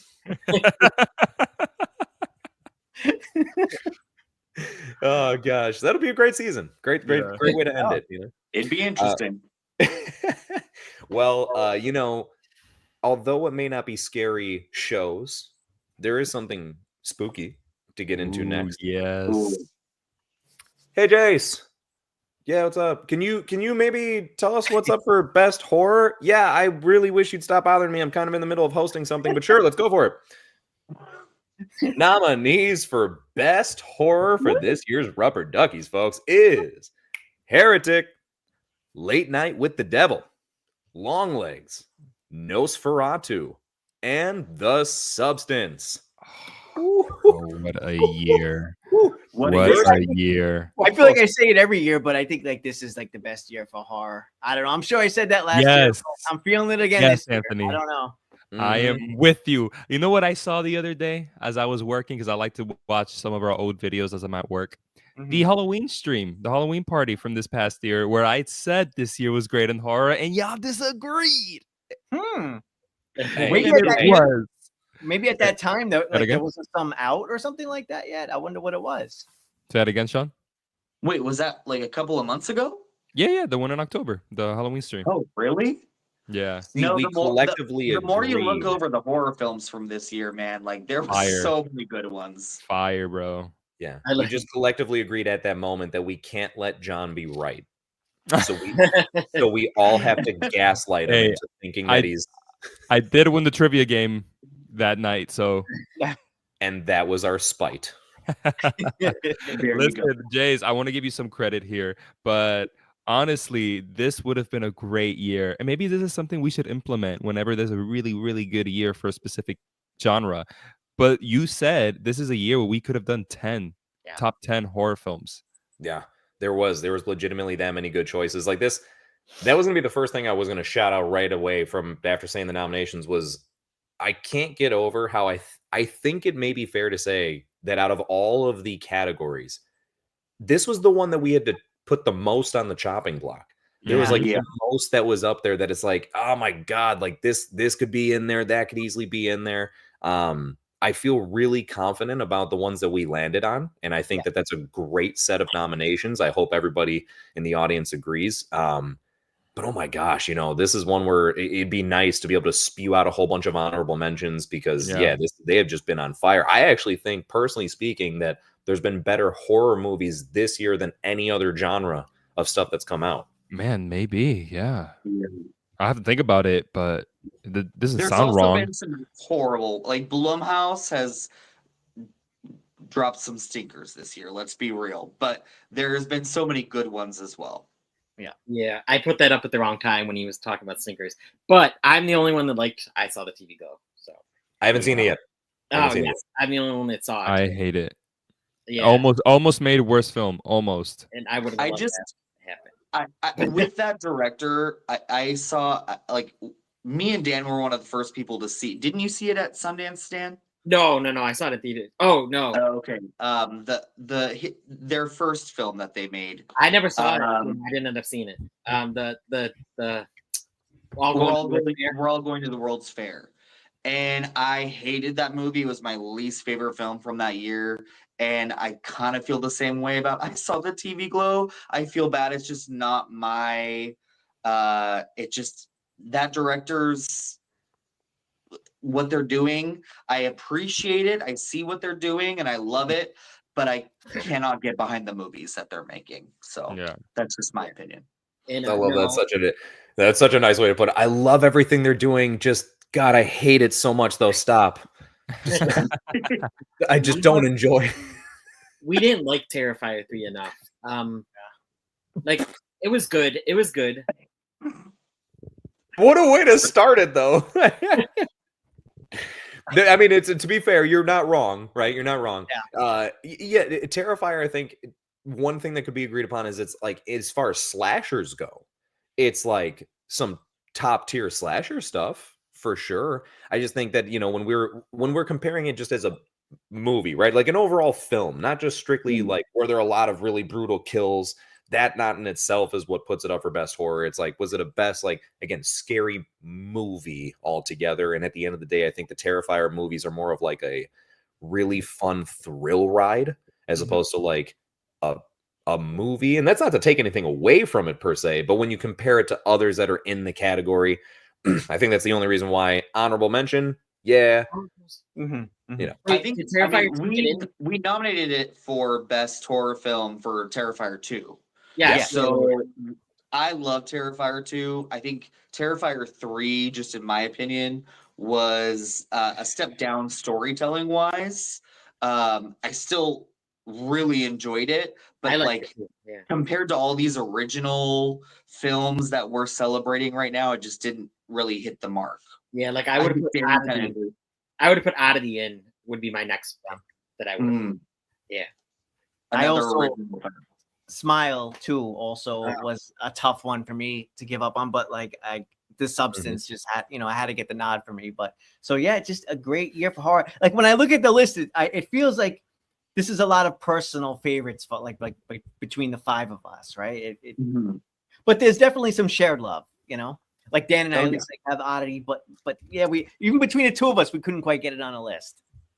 But still, highly recommend Oddity. Another honorable mention. I think it's on Shudder. Yes. Also, let us know, guys, if you think that we should make best horror film 10, like give it 10 slots next year. Let us know because we can change that. Just let us know in the comment section. Yeah. Your opinion matters. Obviously, you decide the entirety of the winners of this thing. So, feel free to throw that on out there.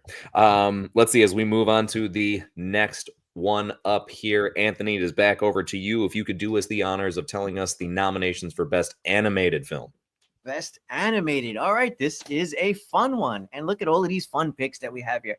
Best Animated Film. First up, we have Flow, Inside Out 2, Transformers 1, Wallace and Gromit, Vengeance Most Foul, and my pick, The Wild Robot. Oh, yes. Another great year for animated films. Absolutely.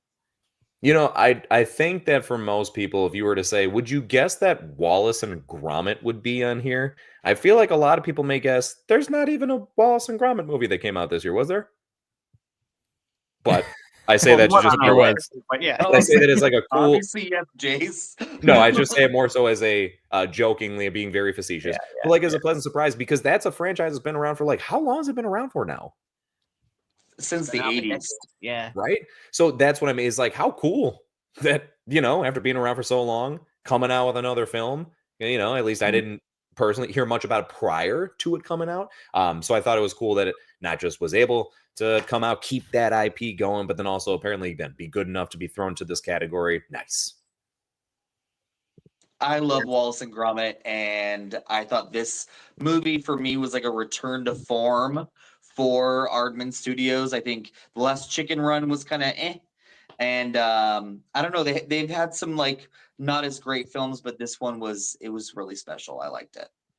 Yeah, it was really fun, and I just want to talk about this. That probably literally would have been 6. That would have been if we had 6. Probably. Memories of a Snail probably would have been next. It was good. Yeah, probably. Yeah. I'm happy to have Inside Out 2 here, the highest grossing film of 2024. So that's good. But I love The Wild Robot. That is such a special film for me. The fact that it hits everybody, but for those who are parents, it's gonna demolish you. Like it's that good. I mean, not being a parent, like it literally, like it made me feel like more connected to my mom, and like in like a really beautiful way. And I don't know, that movie, like it hits every mark that it needs to. Like it is beautiful to look at, and it is so heartwarming. I love that film. Well, it's definitely not something that you always hear like about animation. And I'm not saying that that doesn't always come up. I just mean, right, generally people, again, like we were talking about the X-Men 97, they usually just, you know, they can't get past the whole, but it's animated, it's for kids, it's, you know, whatever. And they kind of just like frown upon it a little bit or look past it. There's some really, really powerful messages that can come across within that stuff, and certain things that they can obviously pull off that they wouldn't be able to in live action as well. Yeah, like I think Inside Out 2 and Wild Robot, you even get more enjoyment the older you are. Yeah, Inside Out too. My gosh, there's one thing we in the group chat that we have constantly referred to as far. There's one line in particular from that movie that gets the most recognition, which is the saddest line from that movie. So it's not really a spoiler of anything, but just be prepared and make sure you're sitting down and you've got all your heartstrings intact because they're about to be tugged. There's just this part where the character of Joy is like more or less finding her way back to help out with the rest of the emotions. And in the midst of that, and when she thinks that she's lost and that maybe Joy can't come back, she's like, maybe this is just how it is. And you feel less joy when you grow up. And it was just like, shut up. I wasn't planning on crying during a kid's movie. Thanks. Why does that have to be so relatable? Why can't we all sit back and be like, could you imagine if life was that miserable? But good for them for being able to go ahead and hit the nail on the head with that one there. Yeah. Well, let's see here.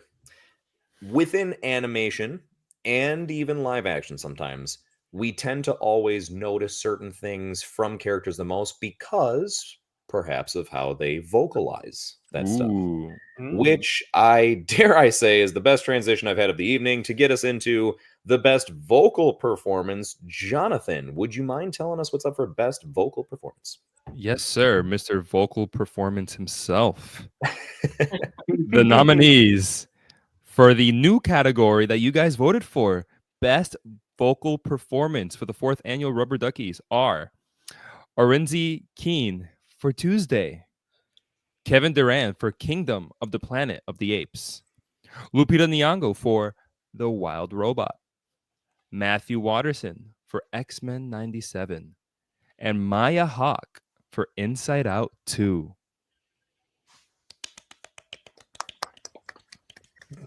Great choices all around. Great choices all around. There's some that it's funny because in some situations I feel like with vocal performances they're not really doing as much of a character as more of like a exaggerated version of themselves, aka Maya Hawke, as far as anxiety. I think it's one of those, again, I wouldn't think that if you heard her speak you would think, oh yeah, she's really doing a character voice. But I mean that in not a bad way whatsoever, because even though using her regular voice, she still very much is an accentuated version of that and becomes a character that fits anxiety very well. Then you've got things that are insanely transformative, like, forgive me for not being able to pronounce that name correctly or knowing if I am, but the dude from Tuesday, the bird. Like, that is such a, that's something where I don't know what that person really speaks like, but I can't imagine it's like that. Otherwise, their throat would be hurting on a regular basis. It's such an intimidating, like, powerful voice. Like, you just can't forget it after you watch that movie. Yeah, being someone who is an enormous fan, lover, appreciator of vocal work, I thought it was really cool. You would think that I would have been the one that thought of this category. Shout out to John because he did. And it's just something where but I'm so happy that I got in there. It was one of those where I had never been happier for something that I came up with to not win. Hey, something else, man, is it's not just animated voice work here. We have motion capture work from Kevin Durant. That's also, when it comes to vocal performance, it includes motion capture work. I mean, if this was all the way back in 2003, Gollum would have made it too. Oh, no doubt. Yeah. 100%. Kevin Durant did great in Kingdom of the Planet of the Apes. He basically became a meme. Yeah, in the best of ways. And I also love the fact that if you guys check out any interviews of him, like doing any press for the film, I personally really enjoy when voice actors are not afraid to like do the voice whilst doing like either interviews or what, you know what I mean? Like they just kind of let it loose here and there.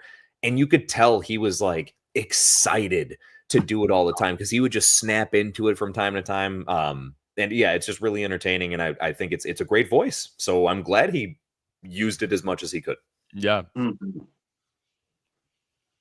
for Yeah. sure. Yeah, Brian Tyree Henry voiced Megatron. He was really good. But yeah, like we said, we only have 5 slots, so we can only nominate. Yeah, I mean, I was like thinking about Robbie Williams for Better Man as well. Shout Yeah. out to Sin. I Yeah. was thinking about doing him. I know that was like a duo performance, though. There was another actor who worked Yeah. with him on that. So I mean, once again, it's like there's so many great choices, but we just have to pick 5. Yeah. It is one of the toughest parts about doing this job, but someone's got to do it. So you're all very welcome for our efforts. Let's see here. As great as it is to talk about those amazing vocal performances and the individuals that happen to bring it to life, there's also something to be said about the groups that can bring things to life, like the Yes. ensembles. Hey, Sean, can you go ahead and tell us all about the best ensemble choices? I would love to. Best acting ensemble in a film from 2024 is Honora, His Three Daughters, Deadpool and Wolverine, Saturday Night, and Wicked. Oh my goodness. I love that. I love this lineup. I got to Yeah, I do look too. back at some previous years, but this is such a good one for us. I agree. Yeah, it's no. funny how like watching this tonight, I'm like, yeah, I'm curious about last year and the previous years. And Right. real quick, Saturday Night, I just want to say, my God, like such an intense performance all around from so many people. It was such a chaotic movie, but yet everybody held their own, and all of the players are like just a little bit before my time. However, I have been watching Saturday Night Live for like a million years. So some of the people I am familiar with, and just across the board, so many of them nailed those parts perfectly. I don't know all of the actors' names. However, I could tell you Chevy Chase. I could tell you like all of these different people. Gilda Radner, I believe, was in there. We ended up even with Jim Henson showed up, and it was just like across the board, they all seemed spot on. Yeah, man. I love it. So it's just great performances all around. Dude, that's my absolute pick. I'm hoping that gets it, but we'll see what happens. It's not about names, Anthony. You know that. We know that. It's not about names. Last year we had Society of the Snow nominated for ensemble, and I still don't know anybody's name from that movie because it's just about how did everybody work together. You just know, I don't know the name of the person, but yeah, I know that you played Chevy Chase and you were great. Yeah. Right. But not even just the individual performances, but how was everybody together in harmony, right? And man, yes, Saturday Night is a great example of that. I go to Honora, which even though Honora does have some big names in Mackie Madison, and we nominated Yura Borisov, who at the time wasn't that big of a name, but there's other people there. I still don't know their names, but it is such a chaotic and fun ensemble. It's like I had to put it. Yeah, that's exactly. That's a great way of phrasing it. Karagulian in Honora is so good. He's the bishop. Is that what he would be called? I guess. He's in every single one of Sean Baker's movies. And this is like his best role ever that he's gotten, and like his biggest role. And it's so cool to see him getting his flowers a little bit. Not that he's getting like awards, but like just getting, recognition for his performance in Honora. Right. He's been a great actor in all of his films for, over a decade. So, yeah. And then with Sin saying September 5, yes, that is a great ensemble as well. Definitely honorable mention for sure. And then as far as other things within here, good old Deadpool and Wolverine, just going to at least quickly make a mention of it. Just a nice little surprise, the fact that I think it's safe to say we are well past spoiler territory. I won't say too much just in case, but what I really like is the performances that were, I guess, more anticipated to be just cameos became more supporting characters, and with a pretty decent role attached to it, and because of that allowed it to create this really cool ensemble that we actually felt like was fitting to call an ensemble instead of just, hey, look, there was a lot of fun people that popped up in the background. Right. And yeah, just all around like that, just same thing, worked together very well, right? Kind of a oddball mix. I would have never imagined seeing those particular groups of heroes on screen together, but man, it worked and I loved it.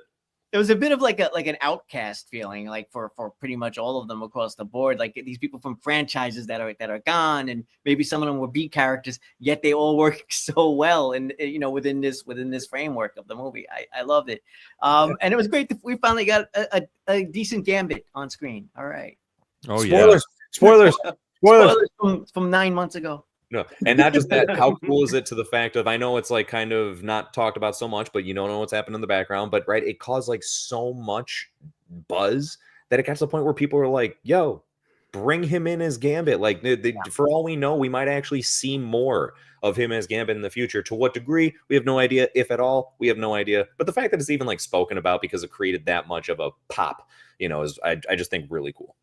Mm-hmm. Well, let's see here. You know what else is really cool? Our next topic. So, moving along. Since we got a great ensemble, usually what makes these ensembles work so well together is if they have some good words to follow along with. Like the screenplay of these things. Yes. Dan, if you could do us a favor of letting us know what's up for best screenplay. Yes. Let's see. So best screenplay: A Real Pain by Jesse Eisenberg, Anora, Sean Baker, My Old Ass, Megan Park, Saturday Night, Gil Keenan and Jason Reitman, and The Substance, Corley Fargo. Farjay.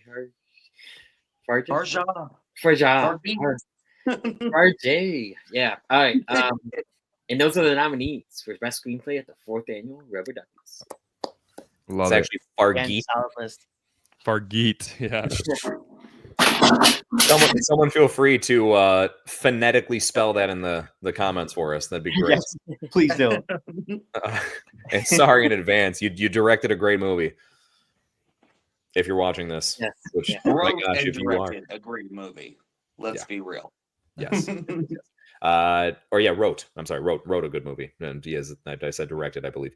Anyway, with this screenplays, my gosh, guys, it's something that I think gets overlooked a lot. We focus so heavily on the things that we see so much more, and that makes a lot of sense, right? Like the stars of these movies tend to take so much of the credit of these films, and the stuff that happens behind the camera, it's getting more and more and more recognition. But I feel like this is one of those things that just can always be looked past a bit more than it should be. So I love that we've got it in here. And there's some really, really nice screenplays that we have as far as up for this. There's some nice ones that we had to unfortunately kind of leave to the side. But I don't know. I mean, what do you guys think? Has it been a strong screenplay year? Oh my God, yes. Lord, Yes. yes. There's It really so many has. films. Like I have a hard time with this one because like there's a lot of movies where I was like, the direction was good, but the writing was so memorable. And like for me, I feel like A Real Pain is very much so that. Like the directing by Jesse Eisenberg it's good. He's really good director. But that screenplay is so damn good. Yeah.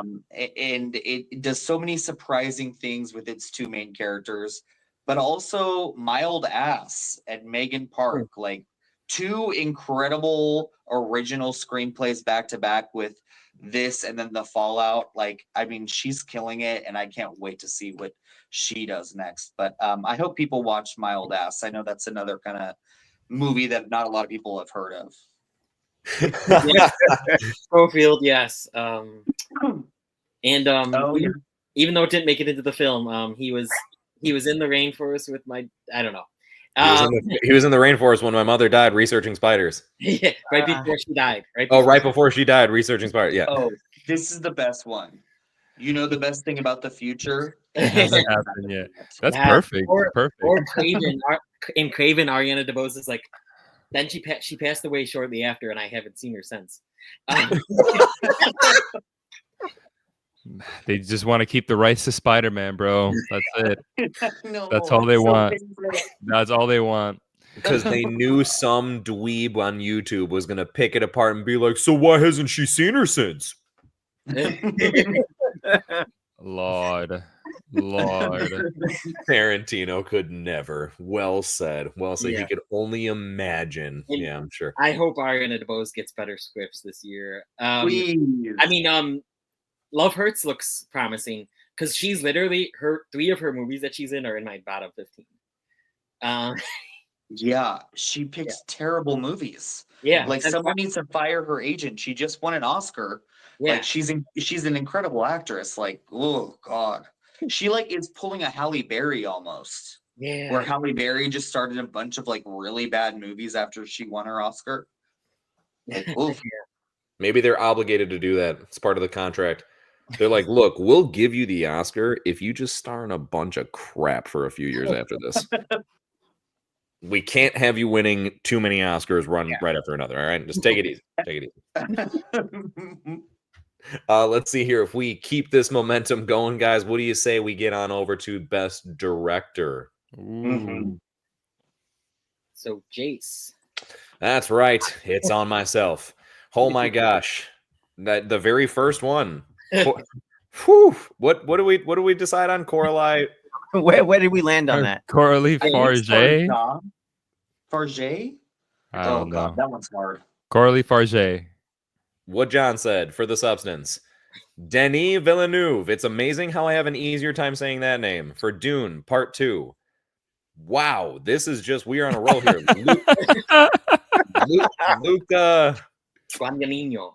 Yep, there you go. Thank you, Dan, for the challengers. Osgood Perkins for Long Legs and Sean Baker for Honora. They get easier as you go on. Yeah, so first, I'm going to need all you directors to do me a big favor and just get easier names. Right? And second, props for directing the movies that you have, because, obviously you're not in this category for no reason. No challengers or Hundreds of Beavers. I am sorry, because if I didn't know any better, I would swear that Hundreds of Beavers is not a real movie. That sounds... No, it is. I know, I'm joking. I'm joking. Oh, okay. But yeah, I think I'm the only one that saw it anyway. But here's challengers for you. Yes. There you go. That's right. That's right. No, yeah, as far as with directing, it is something that it becomes, I think, very easy to not stand out much with this, and that's not even a bad thing. You could be a really good solid director and just kind of not be too noticed because you're just doing like the regular things people expect and anticipate. So to stand out for your vision of how you're directing stuff, especially right in this day and age when we've seen so much, I feel like really is saying something. So yeah, I mean, any maybe predictions for this particular category? Oh, dude, I don't think so. No, I don't have any predictions. I feel like Luca killed it with Challengers.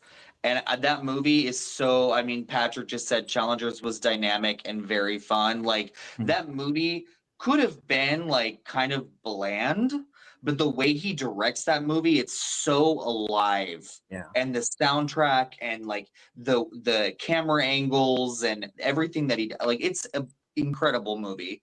And then also Denis, who's not getting any love from the awards bodies, deserves it, because what he did with Dune Part 2 is, it cannot be denied what he did. Yeah. So I'm so happy he's here. Better than the first one. That's actually potentially my prediction, not just solely from like a personal how I feel about it, from more so what I'm expecting the masses to kind of lean into and choose. Not like there's obviously not other good options, but I just think altogether to be able to take something that is such on a grand scale like that, and portray it well, where you can follow it. You don't feel like you're lost, you're really invested, and it feels so lived in, even though it's an entire galaxy of, fictional characters and worlds. Definitely it goes a long way. And I think he did a great job at it. A lot of, epicness to the entirety of it, and I think that makes it stand out a lot. Plus, I just think a lot of people have seen Dune 2, and I think that in itself also kind of pushes for maybe having a leg up. Yeah, but that'll be the second time. That'll be the second time because Denis Villeneuve won Best Director at the first ever Rubber Duckies for Dune. Ooh. He did. So this could be the second time. Yeah. I don't want to discount Coralie Farge, whatever, for the substance, though. Like, that is a bold, original vision, and no one can say otherwise. Yeah. Yes. I also don't want to discount. If you're not a fan of the movie, you have to give it that much. I'm sorry. Yeah. Oh, you're good. You're good. No. You can't discount Sean Baker. He's not a stranger to the Rubber Duckies. He was there. I think it was the second year we did the Rubber Duckies for Red Rocket. For Red Rocket. And his movie won Best Hidden Gem that year, right? Nice. And then here he So comes good. along with Honora, which is such a refined version of his dynamic sort of taste. Like this Style. is his style. Thank you, Dan. Yeah, like this is what Honora is for him. It's so raw, it's so real. We talk about Tarantino, and I would say to a very similar wavelength, Sean Baker's the same way, man. He doesn't need improv. He just knows how to write and direct characters.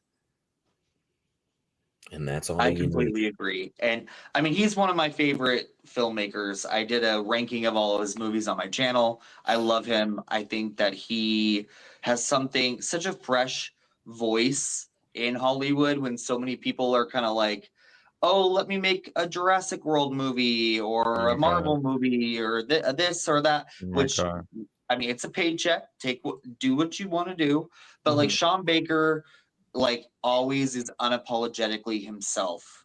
And I think people are finally getting to see that this year with Honora. So I love it. Yes. Well, and as we have some standout directors to lead the way for these films and make sure that these people are doing what they need to do, of course, you need the people to do the things that the directors are asking them to do. So as we approach our last couple of categories here, Anthony, if I can pass it along to you, my friend, and see who we've got for best leading actor in a film. Alrighty. Oh, leading actor. Wait.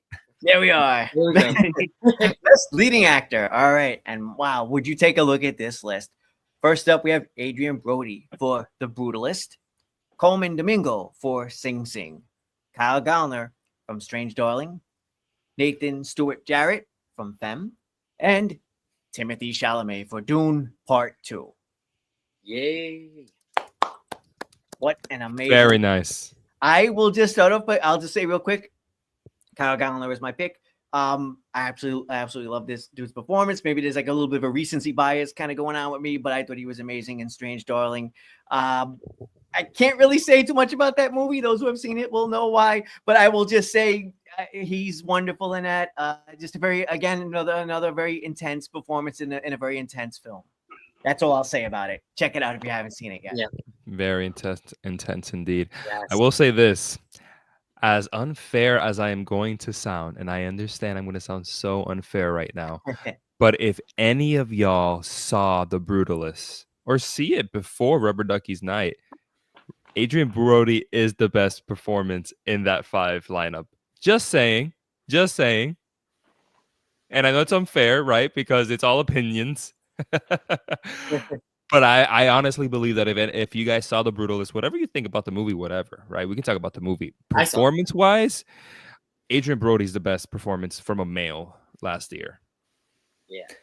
There are certain, it's funny because, you bring it up in the joking way about how, like, right, hey, it's opinion. Still, right, as we can all say, I was just saying to myself earlier, that's right. But you know what I will say to kind of back you up a little bit here?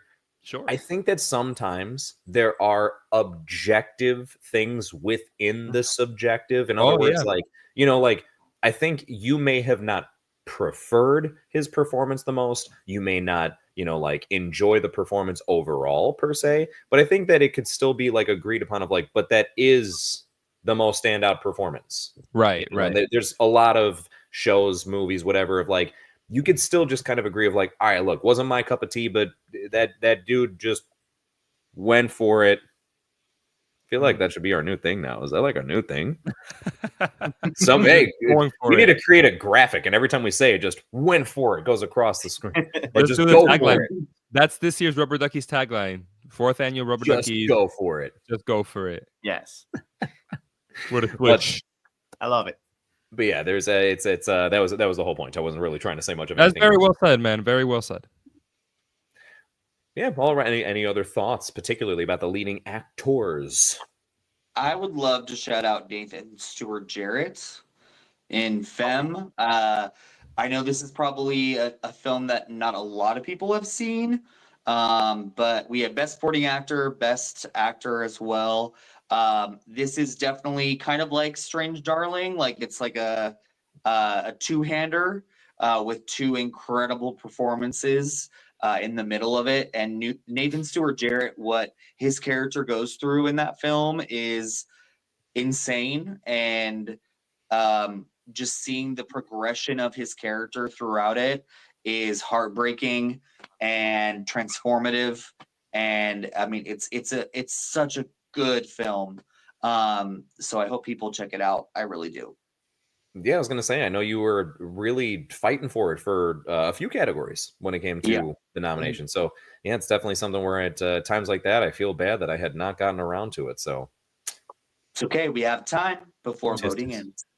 I know, but shame on me for not getting in before nominations. You know, we always do our best effort, right? There's a lot of things that come out, and you know, until we've gotten through a good chunk of the year, we don't always know 100% as far as like what to recommend to each other, or what are the main things to be looking out for. So you know, we're always trying. I think we got a good amount in this year. Oh yeah. I think collectively we did Oh, good. yeah. Dan did enough for all of us. Yeah, that's true. And give yourself credit too, Jason. You knocked out a whole bunch of movies and TV shows. You did. I was gonna say, I'd like to think that after a gap, started off the year strong, had a bit of a gap, and then ended on a nice note. So thank you. Oh, Sin, sure. thank you for being here as long as you could have been. Thankfully, there's only 2 more categories to be announced here as far as for nominations, so it's not like you got much to catch up on the rewatch. Because I know you're going to be rewatching this, right, Sin? Right? You're going to rewatch this, please. Okay, cool. Share it So- and all of that. Yeah. stuff. And of course, right, share it on every single social media page and everybody that you talk to in person and all that type of stuff. That's just, you know, Yeah. where it's just natural common courtesy. Sin, you are great. We appreciate your support. Moving on from leading actor, we have leading actress. And John, if you do the honors for us. All righty. The nominees for Best Leading Actress in a Motion Picture for the 4th Annual Rubber Duckies are Cynthia Erivo, Wicked; Demi Moore, The Substance; Mikey Madison, Honora; Pamela Anderson, The Last Showgirl; and Willa Fitzgerald for Strange Darling. I like this one more. I love this one. Again, what a bunch of, and powerhouse performances from like Yep. everyone there, just Yes, across the board. yeah. Wow. John, actually, can I ask you, would you mind? Schofield. Thank you, man. Oh, Schofield, good seeing you as always, bud. Thank you for Yeah, being thank here. you very much. Ooh, nice prediction. Nice prediction. Ooh, I know. this got some stubborn. John, again, I know that, right? This is more opinion based than anything, but what led you to say that? Because not that I even disagree. I just more so want to hear your elaboration on, like, right, you feel like this is I'm guessing you meant in direct competition to the actor, that leading actress is standing out a little more. Right. I think it has to do with what I was talking about, how if you all see The Brutalist, if everybody saw The Brutalist, I think it's really easy who the best actor was. Did I break up or anything? Sorry, my connection. you're No, good. no, no, we Sorry, got it. I'm sorry. just trying to figure out Sorry. what your through line is. Sorry. So if everybody were to see The Brutalist, Adrian Brody would be the best performance. If everybody were to see every single film here, I don't know who would win. That's true. Yeah. I have my preference. I have my Dan, preference. tell everybody Hey. because you've seen every movie. Hey, Nassim is here. Nassim. Great prediction, by the way. Yeah, Hello. great. Hi. I love that Pamela Anderson is in here. I do Because too. yeah, she was amazing. She was really great. And she has a similar story to Demi Moore, kind of how she's a legend. You know, she was been in a lot of Right. stuff. And this is one of her, if not her best performance. So I'm really happy she's in here. I also think like both Demi and Pamela were kind of mistreated in Hollywood for a long time, and they were kind of segregated, like they were just like popcorn actresses to be in blockbuster movies, or like there for their looks or their body. And like to have 2 movies come out in the same year where they both show their range and what they're capable of, I just like I am so enamored by both Demi and Pamela for both of those performances, and like I'm gonna have such a hard time choosing between the 2 of them because they're both incredible. Well, and I'm glad at least that Demi Moore got an award for this, and Yes, just an award in general, because I was not aware of it until she got that award, that she had never won an award for anything before. And I was like, what? I know her speech. I know, right? Yeah, that's crazy. Yeah, So she has a good. great speech. Yeah, that's just, it's kind of bizarre to think about. And also just goes to show, it's like, well, sometimes really good performers, that doesn't always mean immediately that they get the rewards. So, Yeah. that's awards. So that's why we want to do this, because maybe there's some people in the audience that are like, I don't exactly agree with that choice. And now you have the power in your hands. Correct. That's what we like so much about this. But yeah, great performances all around. And last but not least here, guys, I think we can wrap up very well. And Sean, you have the honors here. If you can please let us know, Best Picture, what's going on? Let's get Best it. picture. Oh my goodness. Best Picture for the 4th annual Rubber Duckies Film and TV Awards are A Real Pain, Anora, Challengers, Deadpool and Wolverine, Dune Part 2, Femme, Ghostlight, Sing Sing, The Substance, and Wicked. Wicked. Yeah. Oof. I love all these movies. Yeah. It's so unique. Everything there too is just like wildly different. I know. It's all over the place. Yeah, We were there's a just lot of missing variety an here. That's very animated well film. said. Yeah. Yes. So- yeah. I don't With even know where that, to start. I think that's actually a great place to kick off, is just how much variety there happens to be in here. I think one of the things that it almost can become disappointing is if there was, let's just say, right, horror, such a dominating force this year, as we were talking about. But obviously, you don't want to just see all horror films up for Best Picture. That's why it's kind of nice that there's a separate category for it. So my point being is, when you don't have something that's so specific, you have a little bit of a broader subject. It's nice to see as much variety. It's really cool that we've got so many different movies from so many different genres that are good enough to stand toe to toe with each other in this category. There's another one where I'll throw out there just as a question, guys, maybe to just kind of get some thoughts conjuring up of like predictions. I know we haven't said it for many of any of these, but like this seems maybe appropriate as far as. But I got stats. Ooh, He maybe has the stats. Maybe we could have us. predictions. We could have predictions, maybe, but I don't have a prediction. I have stats. That's it. Numbers don't lie, but they could. But they could sometimes. Okay. Then let's go to the stats. All right. So I want to preface this by saying that I don't want to influence anybody to vote for anything. These are just numbers. That's it. Okay. Since the very beginning, when we started back in 2020, well, we got together in 2021. First Rubber Duckies was 2022. The first Best Picture winner was Spider-Man No Way Home, followed by Everything Everywhere All at Once, followed by Oppenheimer last year. Oh. And there is a lot of things in common here. Every Best Picture winner has also been the most nominated. Okay. Spider-Man with 5, Everything Everywhere with 8, which no film has yet to touch that, and Oppenheimer with 6. Most nominated. Also, and we won't know until the show's over, but the most wins, including Best Picture, is the Best Picture winner. Spider-Man, Everything Everywhere, and Oppenheimer. Some other through lines that I threw in here is that 100% of the time, there is at least one acting win from the Best Picture winner. Okay. 100% of the time. Spider-Man has Willem Dafoe. Everything Everywhere has like everybody because everyone won that year. Oppenheimer has Cillian Murphy. Okay. And Robert Downey, right? No, he didn't. He He didn't didn't win. win in Rubber Duckies? No, Oh, no. Melton Charles Melton did. won. Right. Oh yeah. And was then a great to one. a lesser extent, this is not 100%. This is not 100%, but to a lesser extent, the last 2 films have won director. And then Spider-Man and Oppenheimer won another award on top of their freaking vast majority. So Spider-Man won superhero and Oppenheimer won screenplay. So these are some of the through lines of what could make a movie win Best Picture. That being said, Yeah. what is this year's most nominated film? I feel like Uh, Anora came up a lot. Nora or Wicked? Wicked and yeah, or Wicked Nora. came up a lot. Okay. Cool. The Substance came up a lot. The Substance came up a lot. Yeah. Yeah. All right. So I do have the answer here. Oh, And what is it? for the first time ever, it's a tie Oh. for most nominations. Okay. Oh. And it is between Honora and The Substance. Oh. Okay.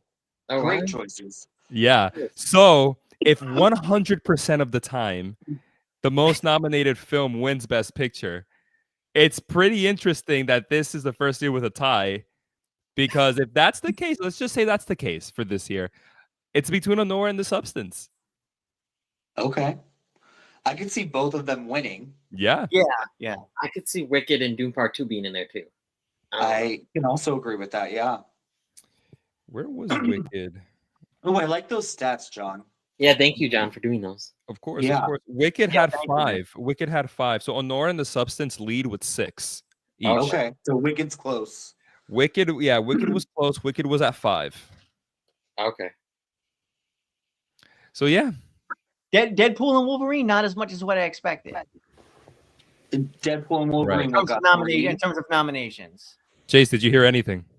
I'm terribly sorry, but a bathroom just came and like just kidnapped me for a moment and then took me away. But it brought me right back. Okay.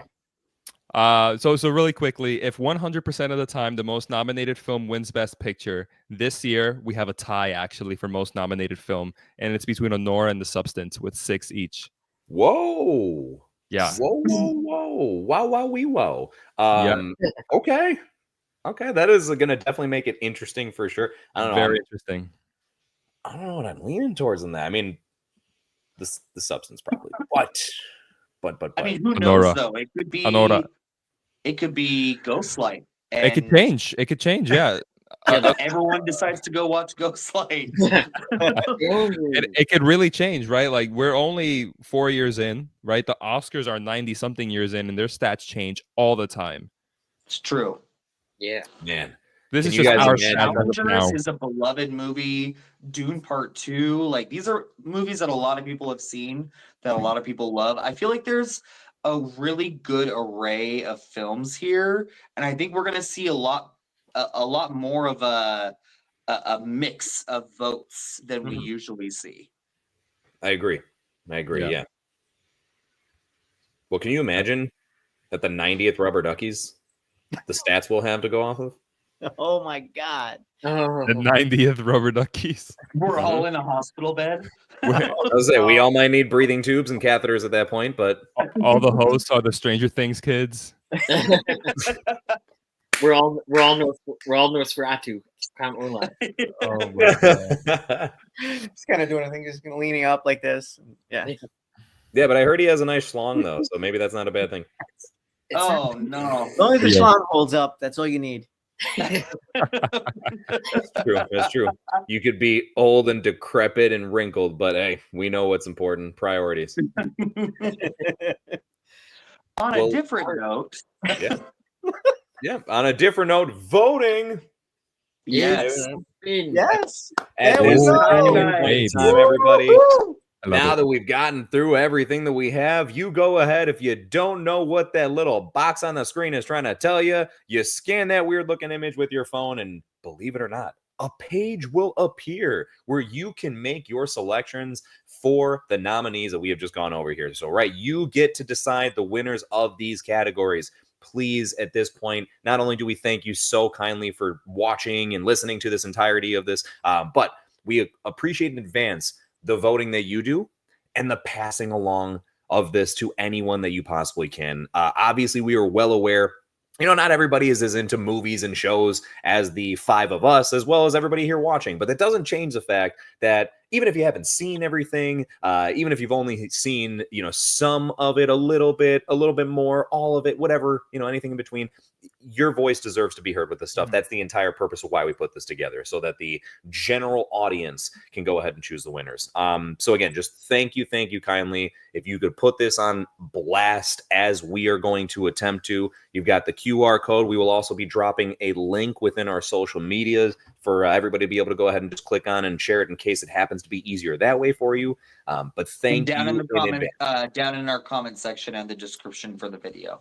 Absolutely. We'll have it as many places as we can. Feel free to ask for any promos that you see us share. You can ask for them and you can share them yourself. We'll send this out on our social media. And also, as John said earlier, you could always revise your picks as time goes on. You have a little bit of time with that. So if you want to change your vote along the way, you can actually do that. You have some time to do that as well. Yes. And with that, we thank you all kindly. Your presence is greatly appreciated. You don't even know. It is fair to say that this show literally could not happen without you. It would just be 5 guys on a virtual meeting talking about movies, which still sounds pretty fun, but not anywhere near as of a good time without everybody going ahead and making the show with us. So with that being said, we can go ahead, unless you guys got any last words to toss in. We feel like we shall bring this to a close for now. Yes. Let's do it. Can't wait All to right, see you all on February 23rd. Yes. Everybody Just go make for sure it. Mark your calendars, hit the little notifications thing on our channel so you get the notification when it comes through, and make sure you're there with us as we get to the actual celebration itself. Until then, just go for it. Just go for it. Go for it. Bye. Bye, everybody. Bye.